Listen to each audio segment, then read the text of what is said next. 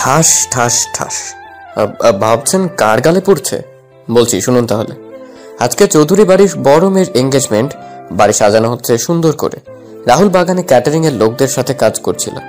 তখন কেউ এসে রাহুলের কলার ধরে ঘুরিয়ে রাহুলের গালে থাপ্পড় বসিয়ে দিল। চৌধুরী বাড়িতে থাকা সবাই তাকিয়ে আছে রাহুলের দিকে, আর রাহুল তাকিয়ে আছে থাপ্পড় মারা সেই মানুষটার দিকে। রাহুল আচমকা এমন পরিস্থিতির জন্য প্রস্তুত ছিল না, তাই তো রাহুল 3টা থাপ্পড় খেয়ে কয়েক পা পিছিয়ে মাটিতে পড়ে যায়। তখন রাহুল সামনে তাকায়। এই চৌধুরী বাড়ির কেউ আজ পর্যন্ত রাহুলের সাথে খারাপ ব্যবহার করেনি, তবে কয়েকজন আছে যে রাহুলকে ছোটবেলা থেকে সহ্য করতে পারে না। কে রাহুলকে থাপ্পড় মেরেছে সেটা দেখার জন্য রাহুল সামনে তাকায়। রাহুল সামনে তাকিয়েও অবাক। থাপ্পড়গুলো এতই জোরে মেরেছে আমার ঠোঁট কেটে রক্ত বের হয়ে গেছে। এই রক্ত বের হয়ে যাওয়া আজ আমার জন্য নতুন কিছু না। এই রকম অনেক রক্ত আমার শরীর থেকে ঝরেছে। আমি রক্তগুলো মুছে নিলাম।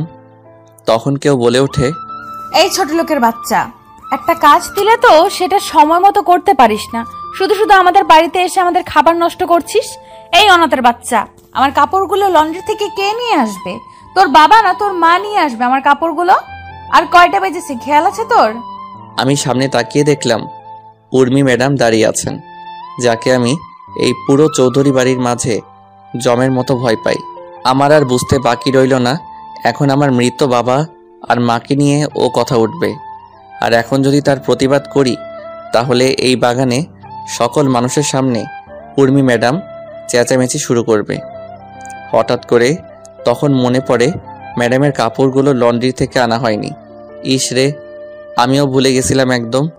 আমি একটা হালকা হাসি মুখে বজায় রেখে ম্যাডামকে উদ্দেশ্য করে বললাম, ম্যাডাম একটা কথা বলবো। কি? তাড়াতাড়ি বলে বিদায় হ অনাথের বাচ্চা। আগে বলেন মারবেন না। তুই কি মজা করছিস আমার সাথে? না আরো একটা দিব? মজা আর আপনার সাথে? আমি হলাম সামান্য একজন চাকর, আর আপনি হলেন আমার ম্যাডাম। বল কি বলবি? আজকে তো আপনার এঙ্গেজমেন্ট। হ্যাঁ তো ম্যাডাম, আজকে যদি আপনি ইউরোপিয়ান পোশাক পরেন তাহলে আপনাকে অনেক সুন্দর লাগবে। হালকা আকাশি রঙের শাড়ির সাথে চোখে হালকা কাজল, খোলা চুল, আপনাকে দেখতে অনেক সুন্দর লাগে। আর আপনার স্বামী পুরো ফিদা হয়ে যাবে আপনাকে দেখে। কি বললি আবার বল। ম্যাডাম, ভুল হয়ে গেছে, আর বলবো না। আমি এক্ষুনি ছুটে যাচ্ছি, আপনার কাপড়গুলো নিয়ে আসছি। আপনি আপনার রুমে যান, আমি কাপড়গুলো নিয়ে আসতেছি। এদিকে আয়। না ম্যাডাম, আর বলবো না, ক্ষমা করে দেন আমায়। এই বলে আমি এক দৌড়ে বাড়ি থেকে বের হয়ে গেলাম। এবার আমাদের গল্পের নায়ক আর নায়িকার পরিচয় দেওয়া যাক। আমাদের গল্পের নায়কের নাম রাহুল চৌধুরী। সে 10 বছর বয়স থেকেই এই চৌধুরী বাড়িতে কাজ করছে। রাহুল এবার ম্যানেজমেন্ট নিয়ে মাস্টার্স করেছে, সেটা আবার সবার আড়ালে। রাহুলের বাবা মাই পৃথিবীতে বেঁচে নেই। রাহুল বড় হয়েছে একটা অনাথ আশ্রমে। রাহুলের বাবা মাকে তার রাহুল জানে না, আর আমাদের দেশে এরকম ছেলেকে অনাথ বলা হয়। একদিন উর্মির বাবা শরীফুল চৌধুরী একটা কাজে আশ্রমে গিয়ে রাহুলের সাথে পরিচয়, তারপর রাহুলকে তার বাড়িতে নিয়ে আসেন। রাহুলকে চৌধুরী বাড়ির সবাই অনেক ভালোবাসে, তবে উর্মি ছোটবেলা থেকে রাহুলকে সহ্য করতে পারত না। আর বাকিটুকু না হয় গল্প পড়তে পড়তে জানতে পারবেন। এবার আসি আমাদের নায়িকার পরিচয় পর্বে। আমাদের গল্পের নায়িকার নাম উর্মি চৌধুরী। উর্মি তার বাবা মায়ের একমাত্র মেয়ে। উর্মি আমেরিকা থেকে অনার্স কমপ্লিট করে দেশে ফিরেছে। আজকে উর্মির এঙ্গেজমেন্ট তার ভালোবাসার মানুষ জয়ের সাথে। আর বাকিটুকু গল্পের সাথে থাকলে জানতে পারবেন। এদিকে রাহুল লন্ড্রি থেকে কাপড় নিয়ে বাসায় এসে উর্মির দরজার সামনে দাঁড়িয়ে দরজা কড়া নাড়ে। তখন উর্মি ভেতর থেকে বলে, আয় ভেতরে। কাপড়গুলো নিয়ে আমি রুমে ঢুকে দেখতে পেলাম ম্যাডাম তার আলমারিতে কি কাজ করছিলেন। তখন আমি কাপড়গুলো ম্যাডামের বিছানার উপর রেখে যেই চলে আসতে যাব, তখন উর্মি ম্যাডামের সাথে ধাক্কা লাগে। ম্যাডাম তার আলমারি থেকে কাপড়গুলো নিয়ে সেগুলো ঠিক করতে করতে আমার দিকে আসছিলেন। ধাক্কা খেয়ে আমি নিচে আর ম্যাডাম আমার উপরে। আমি তখন ম্যাডামকে আমার উপর থেকে সরিয়ে উঠে পড়লাম। তখন ম্যাডাম আবার আমার গাল লাল করে দিয়ে বলেন, ফকিরের বাচ্চা ফকির, তোর সাহস হয় কি করে আমাকে স্পর্শ করার? সরি ম্যাডাম, ভুল বশত হয়ে গেছে, আমি ইচ্ছে করে করিনি। মেয়ে দেখলে কি গায়ে পড়তে ইচ্ছা করে তোর, ছোট লোকের বাচ্চা? ম্যাডাম, ভুল বশত হয়ে গেছে, সামনে থেকে আর এমন হবে না, আমায় ক্ষমা করে দেন ম্যাডাম। বাড়ির চাকর চাকরের মতো থাকবি, আর সামনে থেকে আর এমন হলে তোর জীবনের আলো নিভিয়ে দিব। ম্যাডাম, এমন আর হবে না, তোর মতো অনাথ ছোট লোকের বাচ্চা কি করে যে আমাদের বাসায় আসলো সেটা আমি চিন্তা করে পাই না। আর বাবা যে কি দেখে তোকে আমাদের বাড়িতে নিয়ে এলো সেটাও বুঝি না। আমার চোখের সামনে থেকে বিদায় হ, বের হ রুম থেকে এখনই। আমি তাড়াতাড়ি করে ম্যাডামের রুম থেকে বের হয়ে ছাদে চলে গেলাম। ছাদে গিয়ে নিজের চোখের জল ঝরাতে লাগলাম। শুনেছি ছেলেরা নাকি কান্না করে সবার আড়ালে, আমি তেমনি ছাদে এসে সবার আড়ালে চোখের জল ফেলেছি। তখন কেউ আমার কাঁধে হাত রাখলো। আমি চোখের জল মুছে পিছনে তাকিয়ে দেখলাম দাদিমা আর ছোট আম্মু দাঁড়িয়ে। আপনাদের বলা হয়নি, উর্মির মা আর বাবাকে আমি ছোট আম্মু আর ছোট আব্বু বলে ডাকি, আর উর্মির দাদিকে আমি দাদিমা বলে ডাকি। তখন বললাম, দাদিমা, ছোট আম্মু, তোমরা এখানে? খুব কষ্ট হচ্ছে তাই না রে বাবা? আরে ছোট আম্মু, এগুলো আমার মতো অনাথের সহ্য হয়ে গেছে, তবে মা বাবাকে নিয়ে কেউ গালি দিলে কেন জানি কষ্ট হয়। অথচ আমি আমার নিজের বাবা আর মাকে কখনো দেখি নাই। কে বলেছি তুই অনাথ? আমরা তাহলে তোর কি হই? দাদিমা, কথা আছে না, কে আপন আর কে পর, তা বোঝা বড় কষ্টকর। কি বললি তুই? তুই এই কথাটা আমাদের বলতে পারলি দাদু ভাই? ছোট আম্মু, দাদিমা, তোমরা হয়তো জানো এই কথাটার মানে। সবকিছু পাওয়ার পরেও নিজের কাছে মায়ের আর বাবার স্নেহের কমতি তো থেকে যায়। হয়েছে তোর বড়দের মতো কথা বলা, চল নিচে চল, একটু পর অনুষ্ঠান শুরু হবে। না ছোট আম্মু, আমি এখানে ঠিক আছি। শুধু শুধু নিচে গিয়ে অপমানিত হতে চাই না। সবাই চলে গেলে আমি নিচে আসবো। বোমা, বাদ দাও, রাহুলকে জোর করো না, এখন একটু ওর একা থাকা প্রয়োজন। কিন্তু মা, আপনার বড় ছেলে যদি রাহুলকে দেখতে না পায় তাহলে কি হবে ভেবেছেন? আপনি চিন্তা করতে পারছেন? কিন্তু আমি শরীফের সাথে কথা বলে নিব, তুমি এই নিয়ে টেনশন করো না। তুমি বরং গিয়ে দেখো তোমার মেয়ের সাজুগুজু কত দূর এগুলো। আচ্ছা মা। দাদু ভাই, আসি রে, মন খারাপ করিস না, উপরের সৃষ্টিকর্তা একজন আছে রে। দাদিমা। তারপর দাদিমাও চলে যান। রাহুল রাতের কালো আকাশের জ্বলন্ত তারার দিকে তাকিয়ে আছে এক দৃষ্টিতে। এদিকে সকল অনুষ্ঠান শেষ হয়ে যায়। অতিথি সবাই খাওয়া দাওয়া শেষ করে চলে যায়। সবার চলে যাওয়ার পর চৌধুরী বাড়ির সবাই খাবার খেতে বসেন। তখন শরীফুল চৌধুরী বলেন, কি ব্যাপার, সবাইকে দেখতে পাচ্ছি কিন্তু রাহুলকে দেখতে পাচ্ছি না। আজকে অনুষ্ঠানেও ছিল না, রাহুল কোথায়? ছাদে আছে। এত রাতে ছাদে রাহুল একা একা কি করে? চাকর মানুষ, এছাড়া কি করবে? কি ব্যাপার, কি হয়েছে? তোমরা এমন করে কথা বলছো কেন? তোমার গুণধর মেয়েকে জিজ্ঞেস করো, তোমার মেয়ে ভালো করে বলতে পারবে। সেই ছোটবেলা থেকে ছেলেটার সাথে খারাপ ব্যবহার করে আসছে। কি ব্যাপার উর্মি, আমি কি শুনছি এসব? বাড়ির চাকরকে নিয়ে এত আদিক্ষেতা না দেখানোই ভালো বাবা। রাহুল এই বাড়ির চাকর না, সেটা অনেক আগেই ভালো করে তোমায় বলে দিয়েছি উর্মি। এখন বলো আজকে কি হয়েছে? আমার কাপড় লন্ড্রি থেকে সময় মতো নিয়ে আসেনি, তাই কয়েকটা দিয়েছি। তোর কি কোনো লজ্জা শরম কিছু নেই নাকি? ছেলেটা তোর থেকে 6 বছরের বড়, তারপরও ওর গায়ে হাত তুলিস তুই। এত কিছুর পরও ছেলেটা কিছুই বলে না তোকে? সামান্য একটা চাকরের জন্য তোমরা আমার সাথে এমন করতেছো? ওর মতো সামান্য চাকরের সাহস হবে কি করে আমায় কিছু বলার? সামান্য চাকর বলছিস কাকে তুই? আজকে যে তুই বোমা, হচ্ছেটা কি? কি বলো মা, তুমি কি বলতে চাইছিলে? তুমি এখন আমি বেঁচে এরপরে কি মা? ও কিছু না, তুমি আর সামনে থেকে রাহুলের সাথে খারাপ ব্যবহার করবে না, আর যাতে তোমার নামে কোনো বিচার না আসে সেটা খেয়াল রাখবে উর্মি। শরীফুল চৌধুরী খাবার না খেয়ে উঠে ছাদে গিয়ে দেখতে পেলেন রাহুল আকাশের দিকে মুখ করে শুয়ে আছে। তখন তিনি রাহুলের পাশে গিয়ে বসলেন। রাহুল হয়তো গভীর মনোযোগ দিয়ে আকাশের দিকে তাকিয়েছিল, যার জন্য কারো আসার শব্দ শুনতে পায়নি। তখন শরীফুল চৌধুরী রাহুলকে ধাক্কা দিলেন। রাহুল পাশে তাকিয়ে দেখলো তার ছোট আব্বু।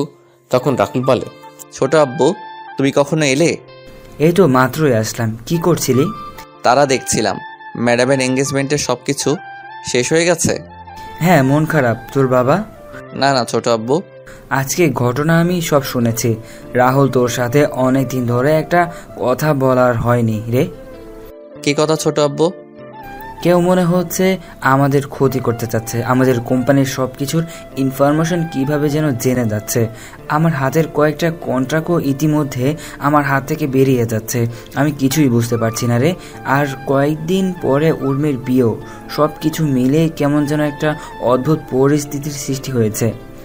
আরে ছোট আব্বু, চিন্তা করো না, সব কিছু ঠিক হয়ে যাবে।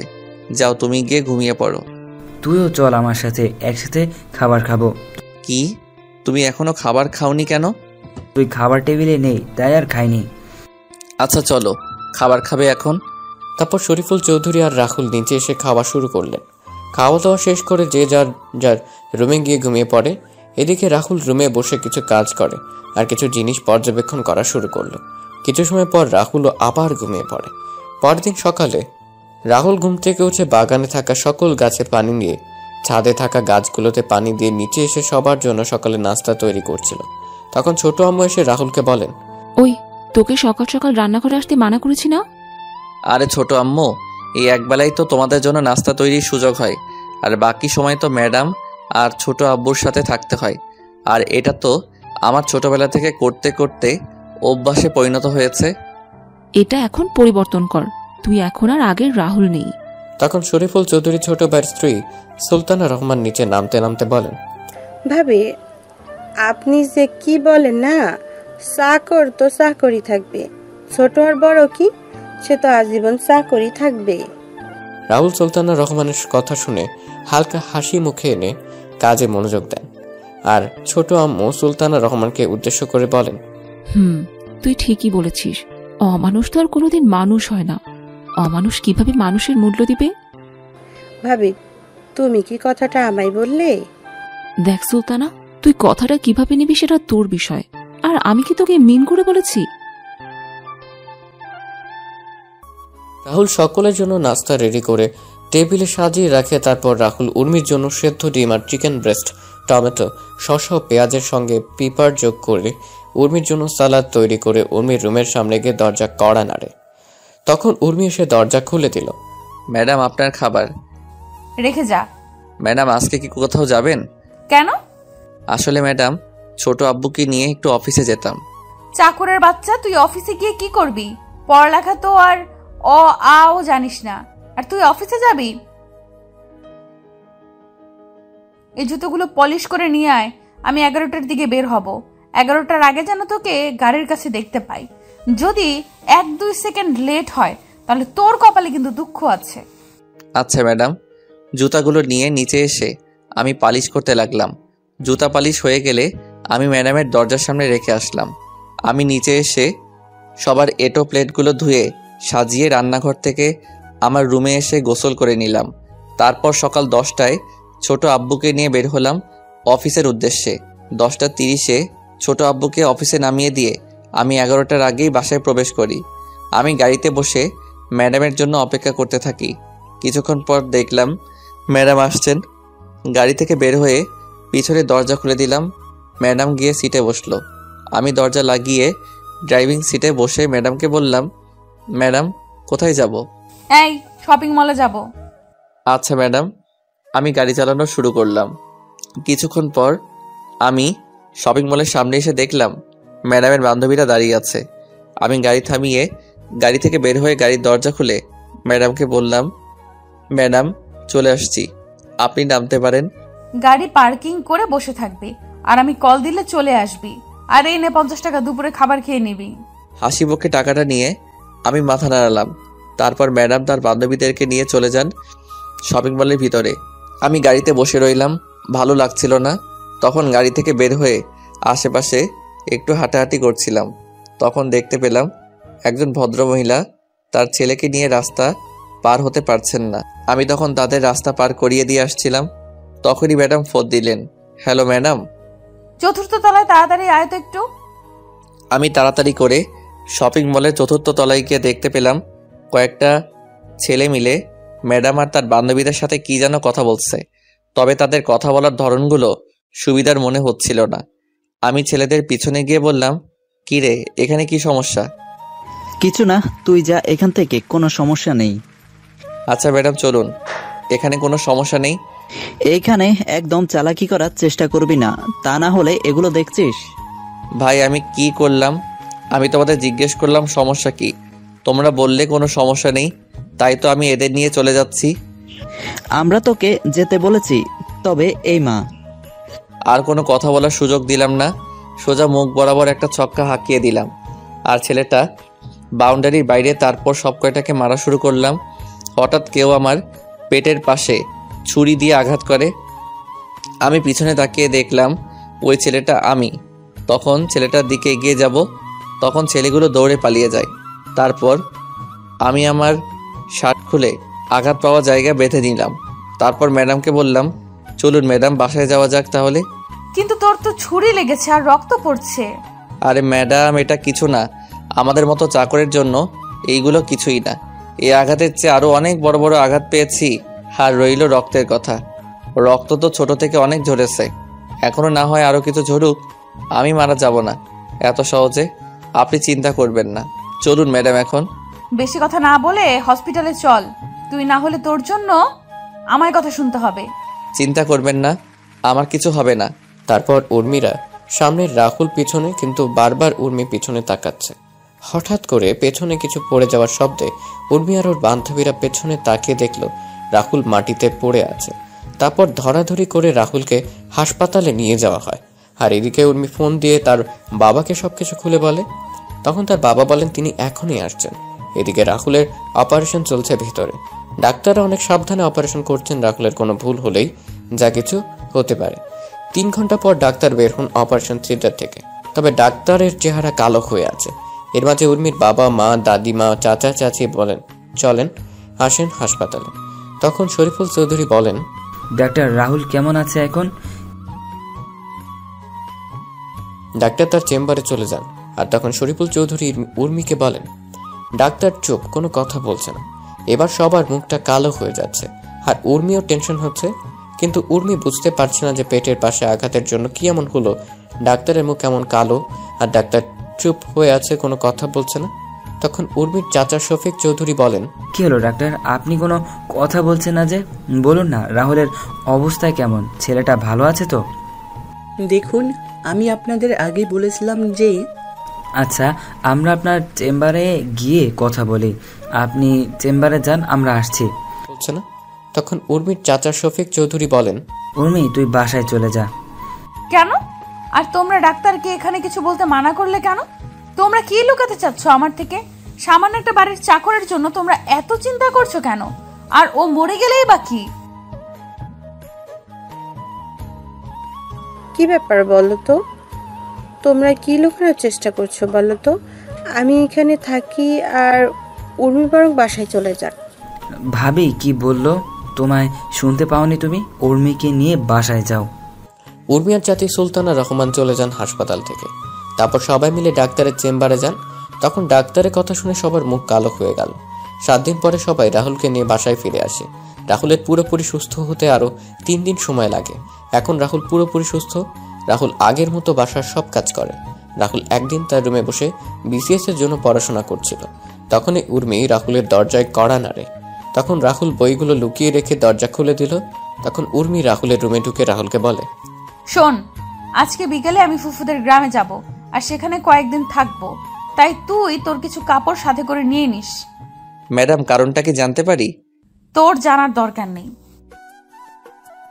উর্মি চলে যায় রাহুলের রুম থেকে। রাহুল দুপুরের খাবার খেয়ে নিজের রুমে এসে কাপড়গুলি গুছিয়ে নিল, তারপর ঘুমিয়ে পড়ে।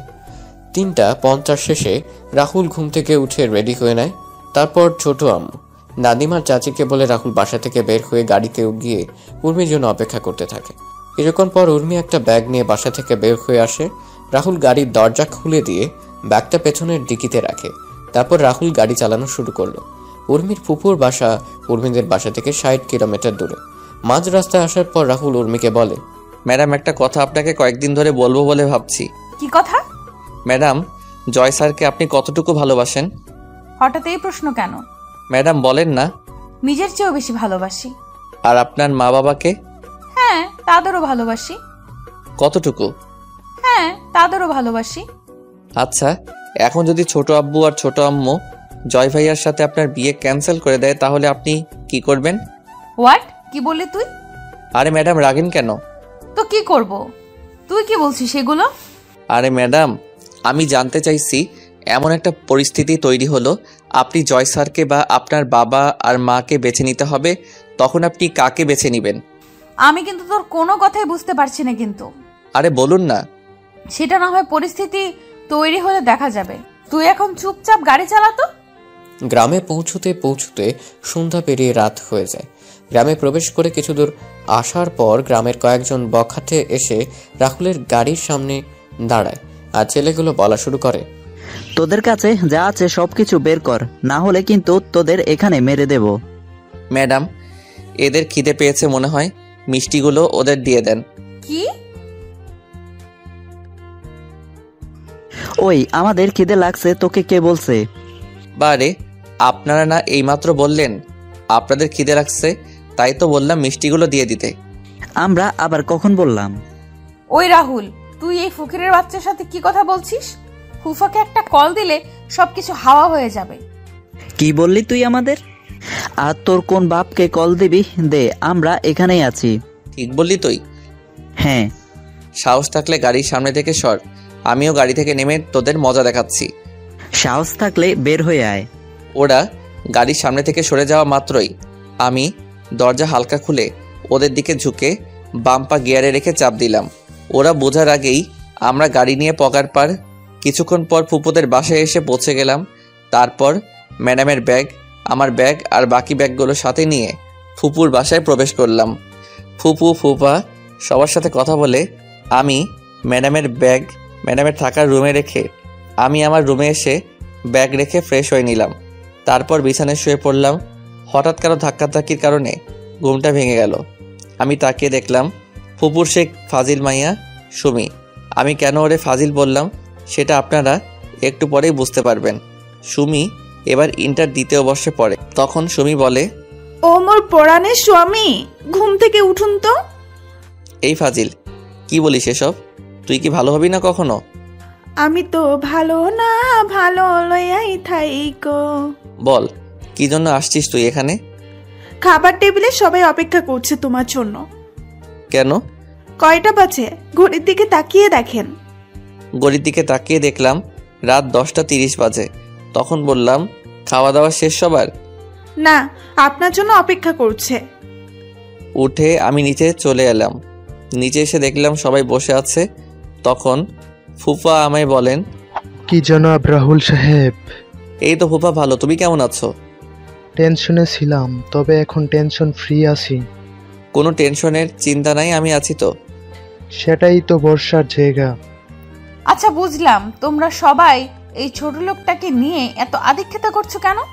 টেবিল থেকে খাবারের প্লেট নিয়ে আমি সবাই বসে টিভি দেখে খাওয়া শুরু করলাম। ম্যাডামের কোনো কথার উত্তর দিলাম না। উত্তর দিলেই চেঁচামেচি শুরু করবে। কিছুক্ষণ পর আমার পাশে তাকিয়ে দেখলাম সুমিও আমার পাশে এসে বসছে। আমি সুমির দিকে একবার তাকিয়ে আবার খাবার খাওয়াতে মনোযোগ দিলাম। তখন উর্মি ম্যাডাম সুমিকে বলেন, কিরে সুমি, তুই খাবার টেবিল ছেড়ে ওই ছোট লোকটার সাথে গিয়ে খাবার খাচ্ছিস কেন? আপু, আমার ইচ্ছে করছে তাই। ফুফা, তোমরা সুমিকে কিছু বলছো না যে?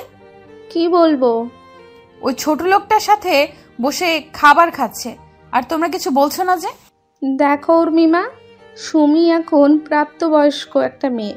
ও ওর নিজের বুঝটা এখন বুঝতে পারছে, কার সাথে চলাফেরা করলে ভালো হবে আর কার সাথে চলাফেরা করলে খারাপ হবে, সেটা ও নিজেই বুঝতে পারে। তাই বলে উর্মি, এসব কথা বাদ দে, তুই খাবার খেয়ে নে। রাহুল বাবা, তোর কি কিছু লাগবে? না ফুপু। আরে মা, আর একটু খাবার দাও। দেখছো না আগের থেকে কেমন যেন শুকিয়ে গেছে। ওই ফাজিল, আমি শুকিয়ে গেছি কোথায়? দেখছিস না মোটা হয়ে গেছি? হ্যাঁ, সেটাই দেখতে পাচ্ছি। তুই দেখতে পাবি? তুই তো আস্ত একটা ফাজিল। তুই একটা ফাজিল। খাবার খা চুপচাপ। এইদিকে উর্মি রাগে ফুসছে। ভেবেছিল সেখানে রাহুলকে এনে ইচ্ছে মতো অপমান করবে, কিন্তু এখানে নে তার উল্টো সবাই রাহুলকে নিয়ে কথা বলছে। উর্মি খাওয়া শেষ করে তার রুমে চলে যায়। এদিকে রাহুল খাবার খেয়ে যেই তার রুমে যাবে, তখন ফুপা রাহুলের সামনে এসে বলেন, আর কত অপমান সহ্য করবি তুই রাহুল? চাকরের আবার মান অপমান? এই তো আর কয়েকটা দিন, তারপর ম্যাডাম তো ওনার স্বামীর বাড়ি চলে যাবেন। সত্যি কথাটা বলে দে না, এবার উর্মিকে তাহলে তোর সাথে অত্যন্ত খারাপ ব্যবহার আর করবে না। সেটা আমি চলে যাওয়ার কয়েকটা দিন আগে ওনাকে বলবো। তুই চলে যাওয়ার কয়েকটা দিন মানে? আরে ও কিছু না, তোমরা টেনশন করো না, আমায় নিয়ে যাও, গিয়ে ঘুমিয়ে পড়ো। কালকে তুমি আমায় নিয়ে কলেজে যাবে? পারবো না। ও বাবা, ও মা, বলো না আমায় নিয়ে কালকে কলেজে যেতে। আর নাটক করতে হবে না। আচ্ছা নিয়ে যাব, কিন্তু কিন্তু কি রে রাহুল? ম্যাডাম, এ নিয়ে চিন্তা করতে হবে না, আমি উর্মিকে বুঝিয়ে বলবো, তাহলে উর্মি বুঝবে। আচ্ছা, গুড নাইট। পরের দিন সকালে রাহুলের ঘুম ভাঙে কারো গরম নিঃশ্বাসে। তখন রাহুল তাকিয়ে দেখে সুমি তার খুব কাছে। এটা দেখে রাহুল এক লাফে বিছানা ছেড়ে মাটিতে গিয়ে পড়ে। তখন সুমি বলে, এটা কি হলো? তুই কি করছিলি? এটা একটু মিষ্টি খাওয়ার জন্য আসছিলাম।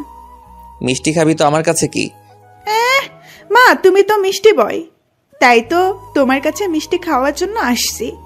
তুই কি রুম থেকে যাবি না আমি চলে যাব? নাটক করে লাভ নেই, তোমরা 1 সপ্তাহ আমাদের এখানে থাকবে। জীবনেও না। বেশি কথা না বলে রেডি হয়ে নাও, একটু পরে কলেজে যেতে হবে।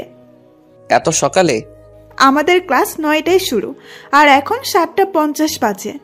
আচ্ছা তুই যা, আমি নিচে আসছি। আচ্ছা, ওইটা কি তোমার ডান পাশে?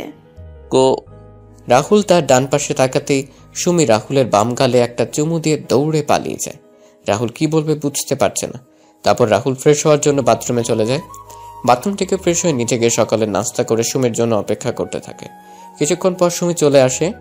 তখন রাহুল আর সুমি বের হয় বাসা থেকে। রাহুল যেই গাড়িতে গিয়ে বসবে তখনই সুমি বলে, ওইদিকে কোথায় যাচ্ছ? কেন, গাড়িতে যাবি না? না। তাহলে হেঁটে যাবি কি? না। তাহলে কলেজে যাবি কিসে করে? বাইকে করে যাব। বাইক পাবি কোথায়? আর আমি তো বাইক চালাতে পারি না।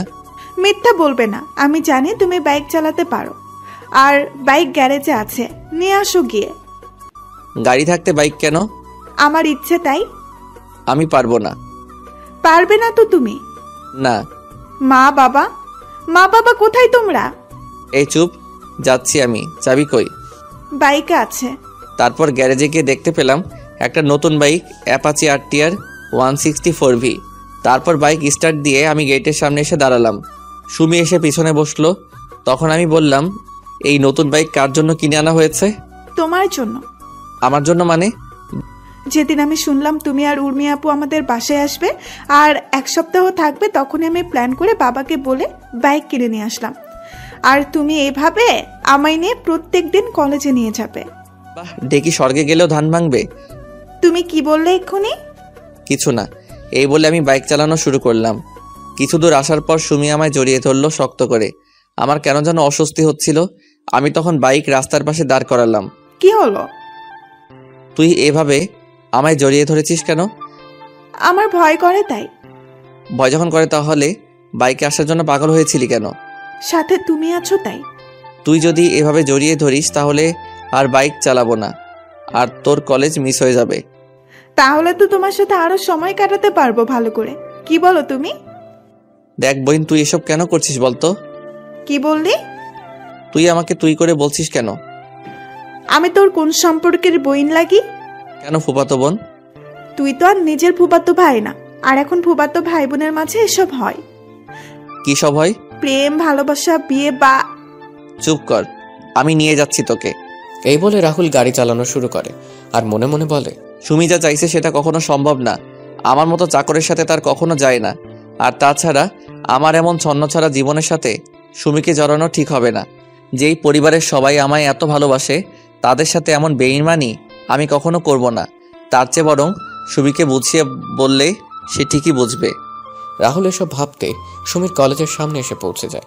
তারপর সুমি রাহুলের হাত ধরে কলেজে ক্যাম্পাসে ঢুকে সুমি তার বান্ধবীদের সাথে রাহুলের পরিচয় করিয়ে দেয়।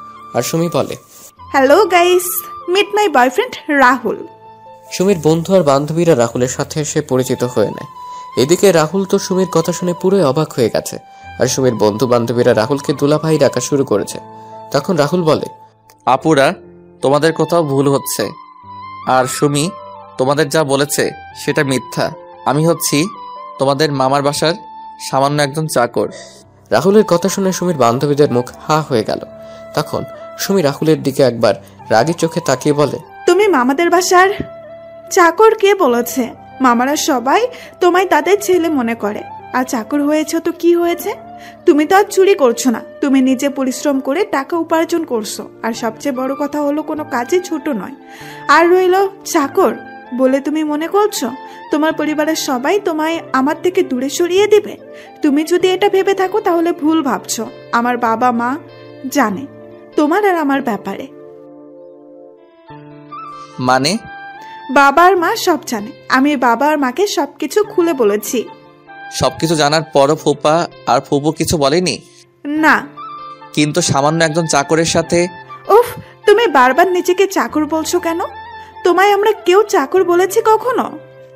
এর মাঝেই ক্লাসের বেল বেজে যায়। সুমি আর তার বন্ধু বান্ধবীরা চলে যায়। রাহুল গিয়ে বাইকে বসে সুমির কথাগুলো ভাবছে। এভাবে কেটে যায় কয়েক ঘন্টা। সুমি ক্লাস শেষ করে চলে আসে আর রাহুল ভেবেচিন্তে কিছু সিদ্ধান্ত নিয়ে নেয়। তখন রাহুল বাইক স্টার্ট দিল। কিছু দূর আসার পর রাহুল বলে, বলো কি কথা? মনে মনে বললাম, আরে গাধা বলে দে না, আমি যে কথাটা এতদিন ধরে শুনতে চাইছি। রাহুল আরো কিছু কথা বলতে যাবে তার আগেই ফোন বেজে ওঠে। রাহুল ফোন রিসিভ করে কিছু বলতে যাবে তার আগে ওপাশ থেকে যা শুনলো তাতে রাহুলের হাত থেকে ফোন মাটিতে পড়ে গেল। তখন সুমি বলে,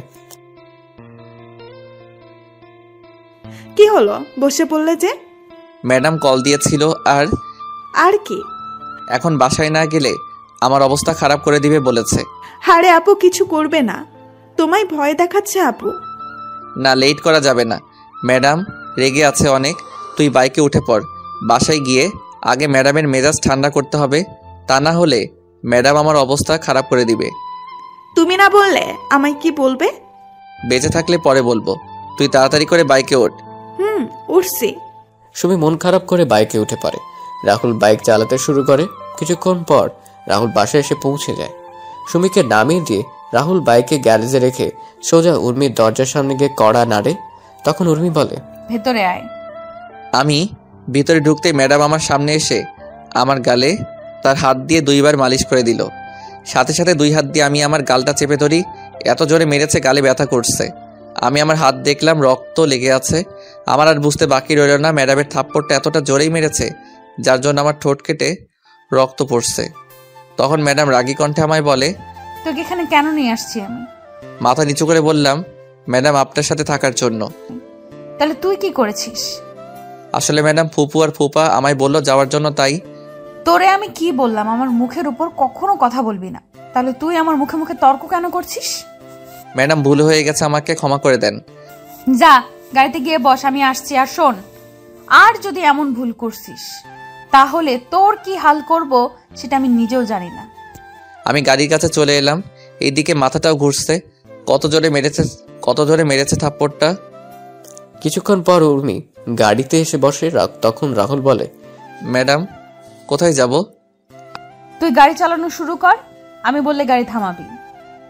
আচ্ছা ম্যাডাম। রাহুল গাড়ি চালানো শুরু করলো। কিছু তো যাওয়ার পর উর্মি রাহুলকে একটা বড় শপিং মলের সামনে গাড়ি থামাতে বলে। রাহুল গাড়ি থামিয়ে দরজা খুলে দিল। উর্মি কিছু দূর গিয়ে আবার ফিরে এসে বলে, তুই এখানে থাকবি। আর হ্যাঁ, মনে রাখিস, ছোট লোকের বাচ্চা, আমার এই গাড়ির দাম অনেক। যদি গাড়ির কিছু হয় তাহলে তোর কপালে শনি আছে। জি ম্যাডাম। উর্মি চলে যায় শপিং মলের ভেতরে। কিছুক্ষণ পর উর্মি একটা ব্যাগ হাতে করে নিয়ে বের হয়। গাড়ির কাছে আসতেই রাহুল দরজা খুলে দিল। উর্মি গিয়ে গাড়িতে বসে রাহুল গাড়ি চালানো শুরু করলো। তখন রাহুল বলল, ম্যাডাম এখন কোথায় যাবেন? ফুফুর বাড়িতে। রাহুল তাড়াতাড়ি বাড়ি যাওয়ার জন্য একটা শর্টকাট রাস্তা নিয়ে নিল, যেটা আজকে সুমি দেখিয়ে দিয়েছিল। কলেজে যেতে রাস্তায় যাওয়ার সময় হঠাৎ করে উর্মি রাহুলকে বলে, এই গাড়ি থামা। কেন? আমি হাওয়াই মিঠাই খাবো। ম্যাডাম সন্ধ্যা হয়ে যাচ্ছে আর এই রাস্তা খুব একটা ভালো না। আর একটা কথা বলবি তো আমি তোর গাল লাল করে দিব। চুপচাপ গাড়ি দাঁড় করা। কিন্তু ম্যাডাম। দাঁতে দাঁত চেপে বললাম গাড়ি থামা বলছি। রাহুল বাধ্য হয়ে গাড়ি দাঁড় করায়। উর্মি তাড়াতাড়ি করে গাড়ি থেকে নেমে হাওয়াই মিঠাইওয়ালার কাছে চলে যায় আর হাওয়াই মিঠাই খাওয়া শুরু করে। রাহুল গাড়ির ভিতরে বসে এক দৃষ্টিতে উর্মির মিঠাই খাওয়া দেখছে। উর্মি পুরো বাচ্চাদের মতো খাচ্ছে। তখনই সেখানে ওই দিনের ছেলেরা চলে আসে। এরা দেখে রাহুল গাড়ি থেকে নেমে উর্মির সামনে গিয়ে দাঁড়ায়। উর্মির তো সেদিকে কোনো খেয়াল নেই, সে তার মতো করে হাওয়াই মিঠাই খেয়েই যাচ্ছে। তখন ছেলেগুলো শীষ বাজিয়ে বাজিয়ে উর্মির সামনে যায়। ছেলেগুলো উর্মির কাছে যাওয়ার আগে রাহুল উর্মির সামনে চলে আসে। তখন ছেলেগুলো বলে, কিরে আজকেও কি তুই এই মেয়েকে নিয়ে যেতে পারবি? শুধু শুধু ঝামেলা করছেন কেন? ঝামেলা কোথায়? তুই চলে যা, আমাদের এই মেয়েকে ভালো লাগছে, আমরা এর সাথে আজকে সারা রাত একটু মজা করব। ছেলেগুলোর কথা শুনে উর্মি খাওয়া থামিয়ে দিয়ে ছেলেটার গালে ঠাস ঠাস করে বসিয়ে দিয়ে বলে, ফকিরের বাচ্চা, তুই আমায় নিয়ে এমন কথা বলার সাহস পেলি কি করে? এই বলে এই ছেলেটার গালে শরীরের সমস্ত শক্তি দিয়ে আরো একটা থাপ্পড় বসিয়ে দিলাম। আরেকটা ছেলে যখন এগিয়ে আসবে তখন রাহুল ওই ছেলেকে মারা শুরু করলো। কিছুক্ষণ পর আরো কয়েকজন এসে ওই ছেলেদের সাথে যোগ দিল। রাহুল কোনো উপায় না পেয়ে উর্মিকে নিয়ে দৌড়ানো শুরু করলো। দৌড়াতে দৌড়াতে রাহুলরা আর একটা গ্রামে চলে যায়। ওই গ্রামে গিয়ে রাহুলরা একটা মসজিদে আশ্রয় নেয় আর মসজিদের মুয়াজ্জিনকে সব খুলে বলে। মুয়াজ্জিন সব শুনে রাহুল আর উর্মিকে বসতে বলে। তিনি গ্রামের মুরব্বীদের খবর দিলেন। কিছুক্ষণ পর মুরব্বীরা আসলে রাহুল সবকিছু খুলে বলে আর তাদের সাহায্য চায়। তখন মুরব্বীরা রাহুলদের নিয়ে একটা জায়গায় বসেন। তারপর রাহুল আর উর্মিকে নানান প্রশ্ন জিজ্ঞেস করে। রাহুল সব প্রশ্নের উত্তর সঠিক দিলেও উর্মি সবকিছু উত্তর দেয়নি।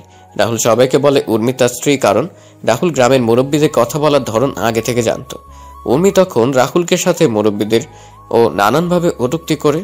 তখন মুরব্বীরা সবাই মিলে কাজী রেখে উর্মি আর রাহুলের বিয়ে করিয়ে দিলেন। বিয়ে শেষ হয়ে গেলে রাহুল আর উর্মিকে তাদের গাড়ি পর্যন্ত এগিয়ে দিল। রাহুল সবাইকে বিদায় দিয়ে গাড়িতে উঠে, সাথে উর্মিও গাড়িতে উঠে। রাহুল গাড়ি চালিয়ে কিছু দূর আসার পর উর্মি রাহুলকে গালি দিয়ে বলে, এই চাকরের বাচ্চা চাকর, তোর সাহস হলো কি করে আমায় তোর বউ বলার? এছাড়া কোনো উপায় ছিল না। আমি সবকিছু ঠিক করে নিয়েছিলাম, কিন্তু আপনি সবকিছু ভেস্তে দিলেন। তুই বাড়ির সামান্য চাকর হয়ে আমায় তোর বউ বলবি, সেটা আমি আবার মেনে নিব? তুই ভাবলি কি করে? ম্যাডাম, আপনি গ্রামের মুরব্বীদের কথার মানে বুঝবেন না আর মুরব্বীদের কথার উত্তর দিতে পারবেন না, তাই আমি আপনাকে আমার বউ বলেছি। আপনি যদি আমার সাথে তাল মিলিয়ে কথা বলতেন তাহলে আজকে আপনার সাথে আমার বিয়ে কখনো হতো না। আপনি আপনার জেদ আর ইগোর জন্য আজকের এই পরিস্থিতির সৃষ্টি হয়েছে। আমি এই বিয়ে মানি না, আর না তোকে আমার স্বামী বলেও মানি। আমি কয়েকদিন পরে তোকে ডিভোর্স দিয়ে দিব। আমারও কোনো ইচ্ছে নেই আপনার মতো পাগলের উন্মাদ মেয়েকে বিয়ে করার। কি বললি ছোট লোকের বাচ্চা? হ্যাঁ, ঠিক বলেছি। আমাকে কি পাগল করতে কামড়াইছে যে আপনাকে আমার বিয়ে করতে হবে? ভাগ্য খারাপ আর পরিস্থিতির জন্য আপনাকে বিয়ে করতে হয়েছে। এবার কিন্তু তুই তোর লিমিট ক্রস করছিস। ও, আপনি এখন আমায় লিমিট ক্রস করছি বলেছেন? সামান্য কয়েকটা কথা বলতে আপনার লিমিট আমি অতিক্রম করে ফেলেছি? আর আপনি যে আমায় ছোটবেলা থেকে অনেক কথা বলেছেন, তাহলে কি আপনি লিমিট ক্রস করেননি? শুনুন ম্যাডাম, মানুষের আসল পরিচয় তার সৌন্দর্য বা টাকা পয়সা নয়, তার আসল পরিচয় হলো তার ব্যবহার, তার চরিত্র দিয়ে। আপনারা বড় লোকরা মানুষকে বিচার করেন টাকা পয়সা দিয়ে, তাই হয়তো কোনো মানুষ আপনাকে ধোঁকা দিবে সেটা বুঝে উঠতে পারেন না। আপনারা মনে করেন টাকা পয়সা থাকলেই আসল সুখ, কিন্তু ম্যাডাম সেটা সত্যি না। সত্যিটা হলো মানুষের ভালো কাজেই একজন মানুষের আসল শান্তি। আপনি যদি রাতের বেলা ঘুমানোর আগে শুয়ে শুয়ে চিন্তা করেন কালকে কত টাকা ইনকাম করব, কালকে কোথায় কোথায় পার্টি করব, তাহলে হয়তো আপনি ঘুমাতে পারবেন, কিন্তু শান্তির ঘুম ঘুমাতে পারবেন না।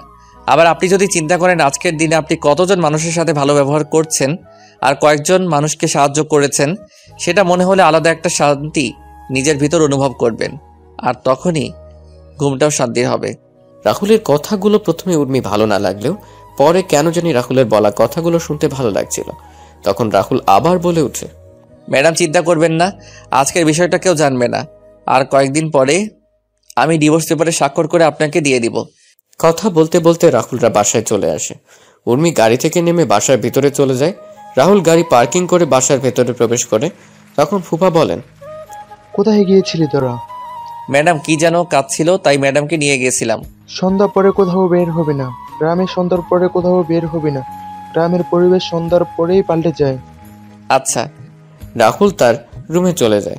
রাতের খাবার খাওয়ার সময় ফুফু বলেন, উর্মিমা, তোর আমাদের কোনো অসুবিধা হচ্ছে না তো?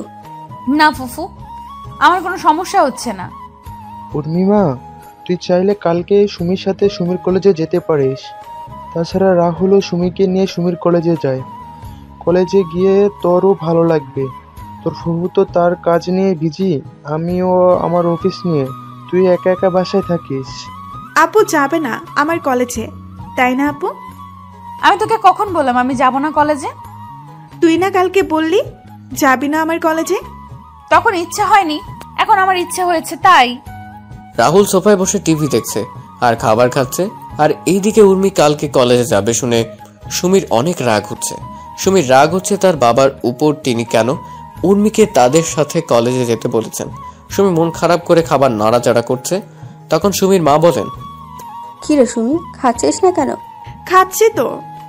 সুমি, তুই কোনো কিছু নিয়ে টেনশন করেছিস? আস্তে আস্তে করে বললাম, তুই তো আমার আসল টেনশনের কারণ আপু। কালকে কলেজে গিয়ে যে তুই কি করবি সেটা নিয়ে আমি টেনশনে আছি রে বোন। কি রে, কিছু বলছিস না যে? কালকের বাসের জন্য অপেক্ষা করছি। কিসের বাস? সেটা তুমি বুঝবে না। তারপর খাবার শেষ করে যে যার যার রুমে চলে যায়। রাহুলও তার রুমে গিয়ে ঘুমিয়ে পড়ে। পরদিন সকালে রাহুল ঘুম থেকে উঠে সকালে নাস্তা শেষ করে মোবাইলে গেম খেলা শুরু করে। এইদিকে উর্মির আর সুমি সকালে নাস্তা শেষ করে নিজেদের রুমে গিয়ে কলেজে যাওয়ার জন্য রেডি হচ্ছে। কিছুক্ষণ পর উর্মি আর সুমি রেডি হয়ে নিচে আসে, আর রাহুলের কোন দিকে নজর নেই। রাহুলের নজর শুধু নিজের মোবাইল স্ক্রিনে। তখন সুমি বলে, এই যে হ্যালো। ব্যস্ত আছি এখন, প্লিজ ডিস্টার্ব করবেন না, তাহলে তো খারাপ হয়ে যাবে। চুপচাপ কর, না হলে তোর। রাহুলের কোনো দিকে খেয়াল নেই, সে শুধু তার গেম নিয়ে ব্যস্ত। সুমি কোনো উপায় না পেয়ে তখন রাহুলকে জোরে ধাক্কা মারে। সুমির ধাক্কায় রাহুলের জ্ঞান ফিরে। তখন রাহুল সামনে তাকিয়ে দেখতে পায় উর্মি আর সুমি দাঁড়িয়ে আছে। রাহুল ফোন রেখে তাড়াতাড়ি করে গাড়ির কাছে চলে যায়। রাহুলের পিছন পিছন উর্মি আর সুমি গাড়ির কাছে চলে আসে। রাহুল দরজা খুলে দিলে উর্মি পিছনের সিটে গিয়ে বসে, আর সুমি রাহুলের পাশের সিটে গিয়ে বসে। রাহুল গাড়ি চালানো শুরু করলো। কিছুক্ষণ পর সুমির কলেজে পৌঁছে গেল। সুমি গাড়ি থেকে নেমে উর্মিকে বলে, আপু চল। চল। রাহুলকে উদ্দেশ্য করে বললাম, কি হলো তুমিও আসো? উর্মি ম্যাডামকে দেখে আমি সুমিকে বললাম, না আপনারা যান, আমি এখানে আছি, আর কোনো কিছু দরকার হলে আমাকে বলবেন, আমি পৌঁছে যাব। বললাম না আসার জন্য। না আপনারা যান। এই সুমি, ওকে এত করে বলছিস কেন?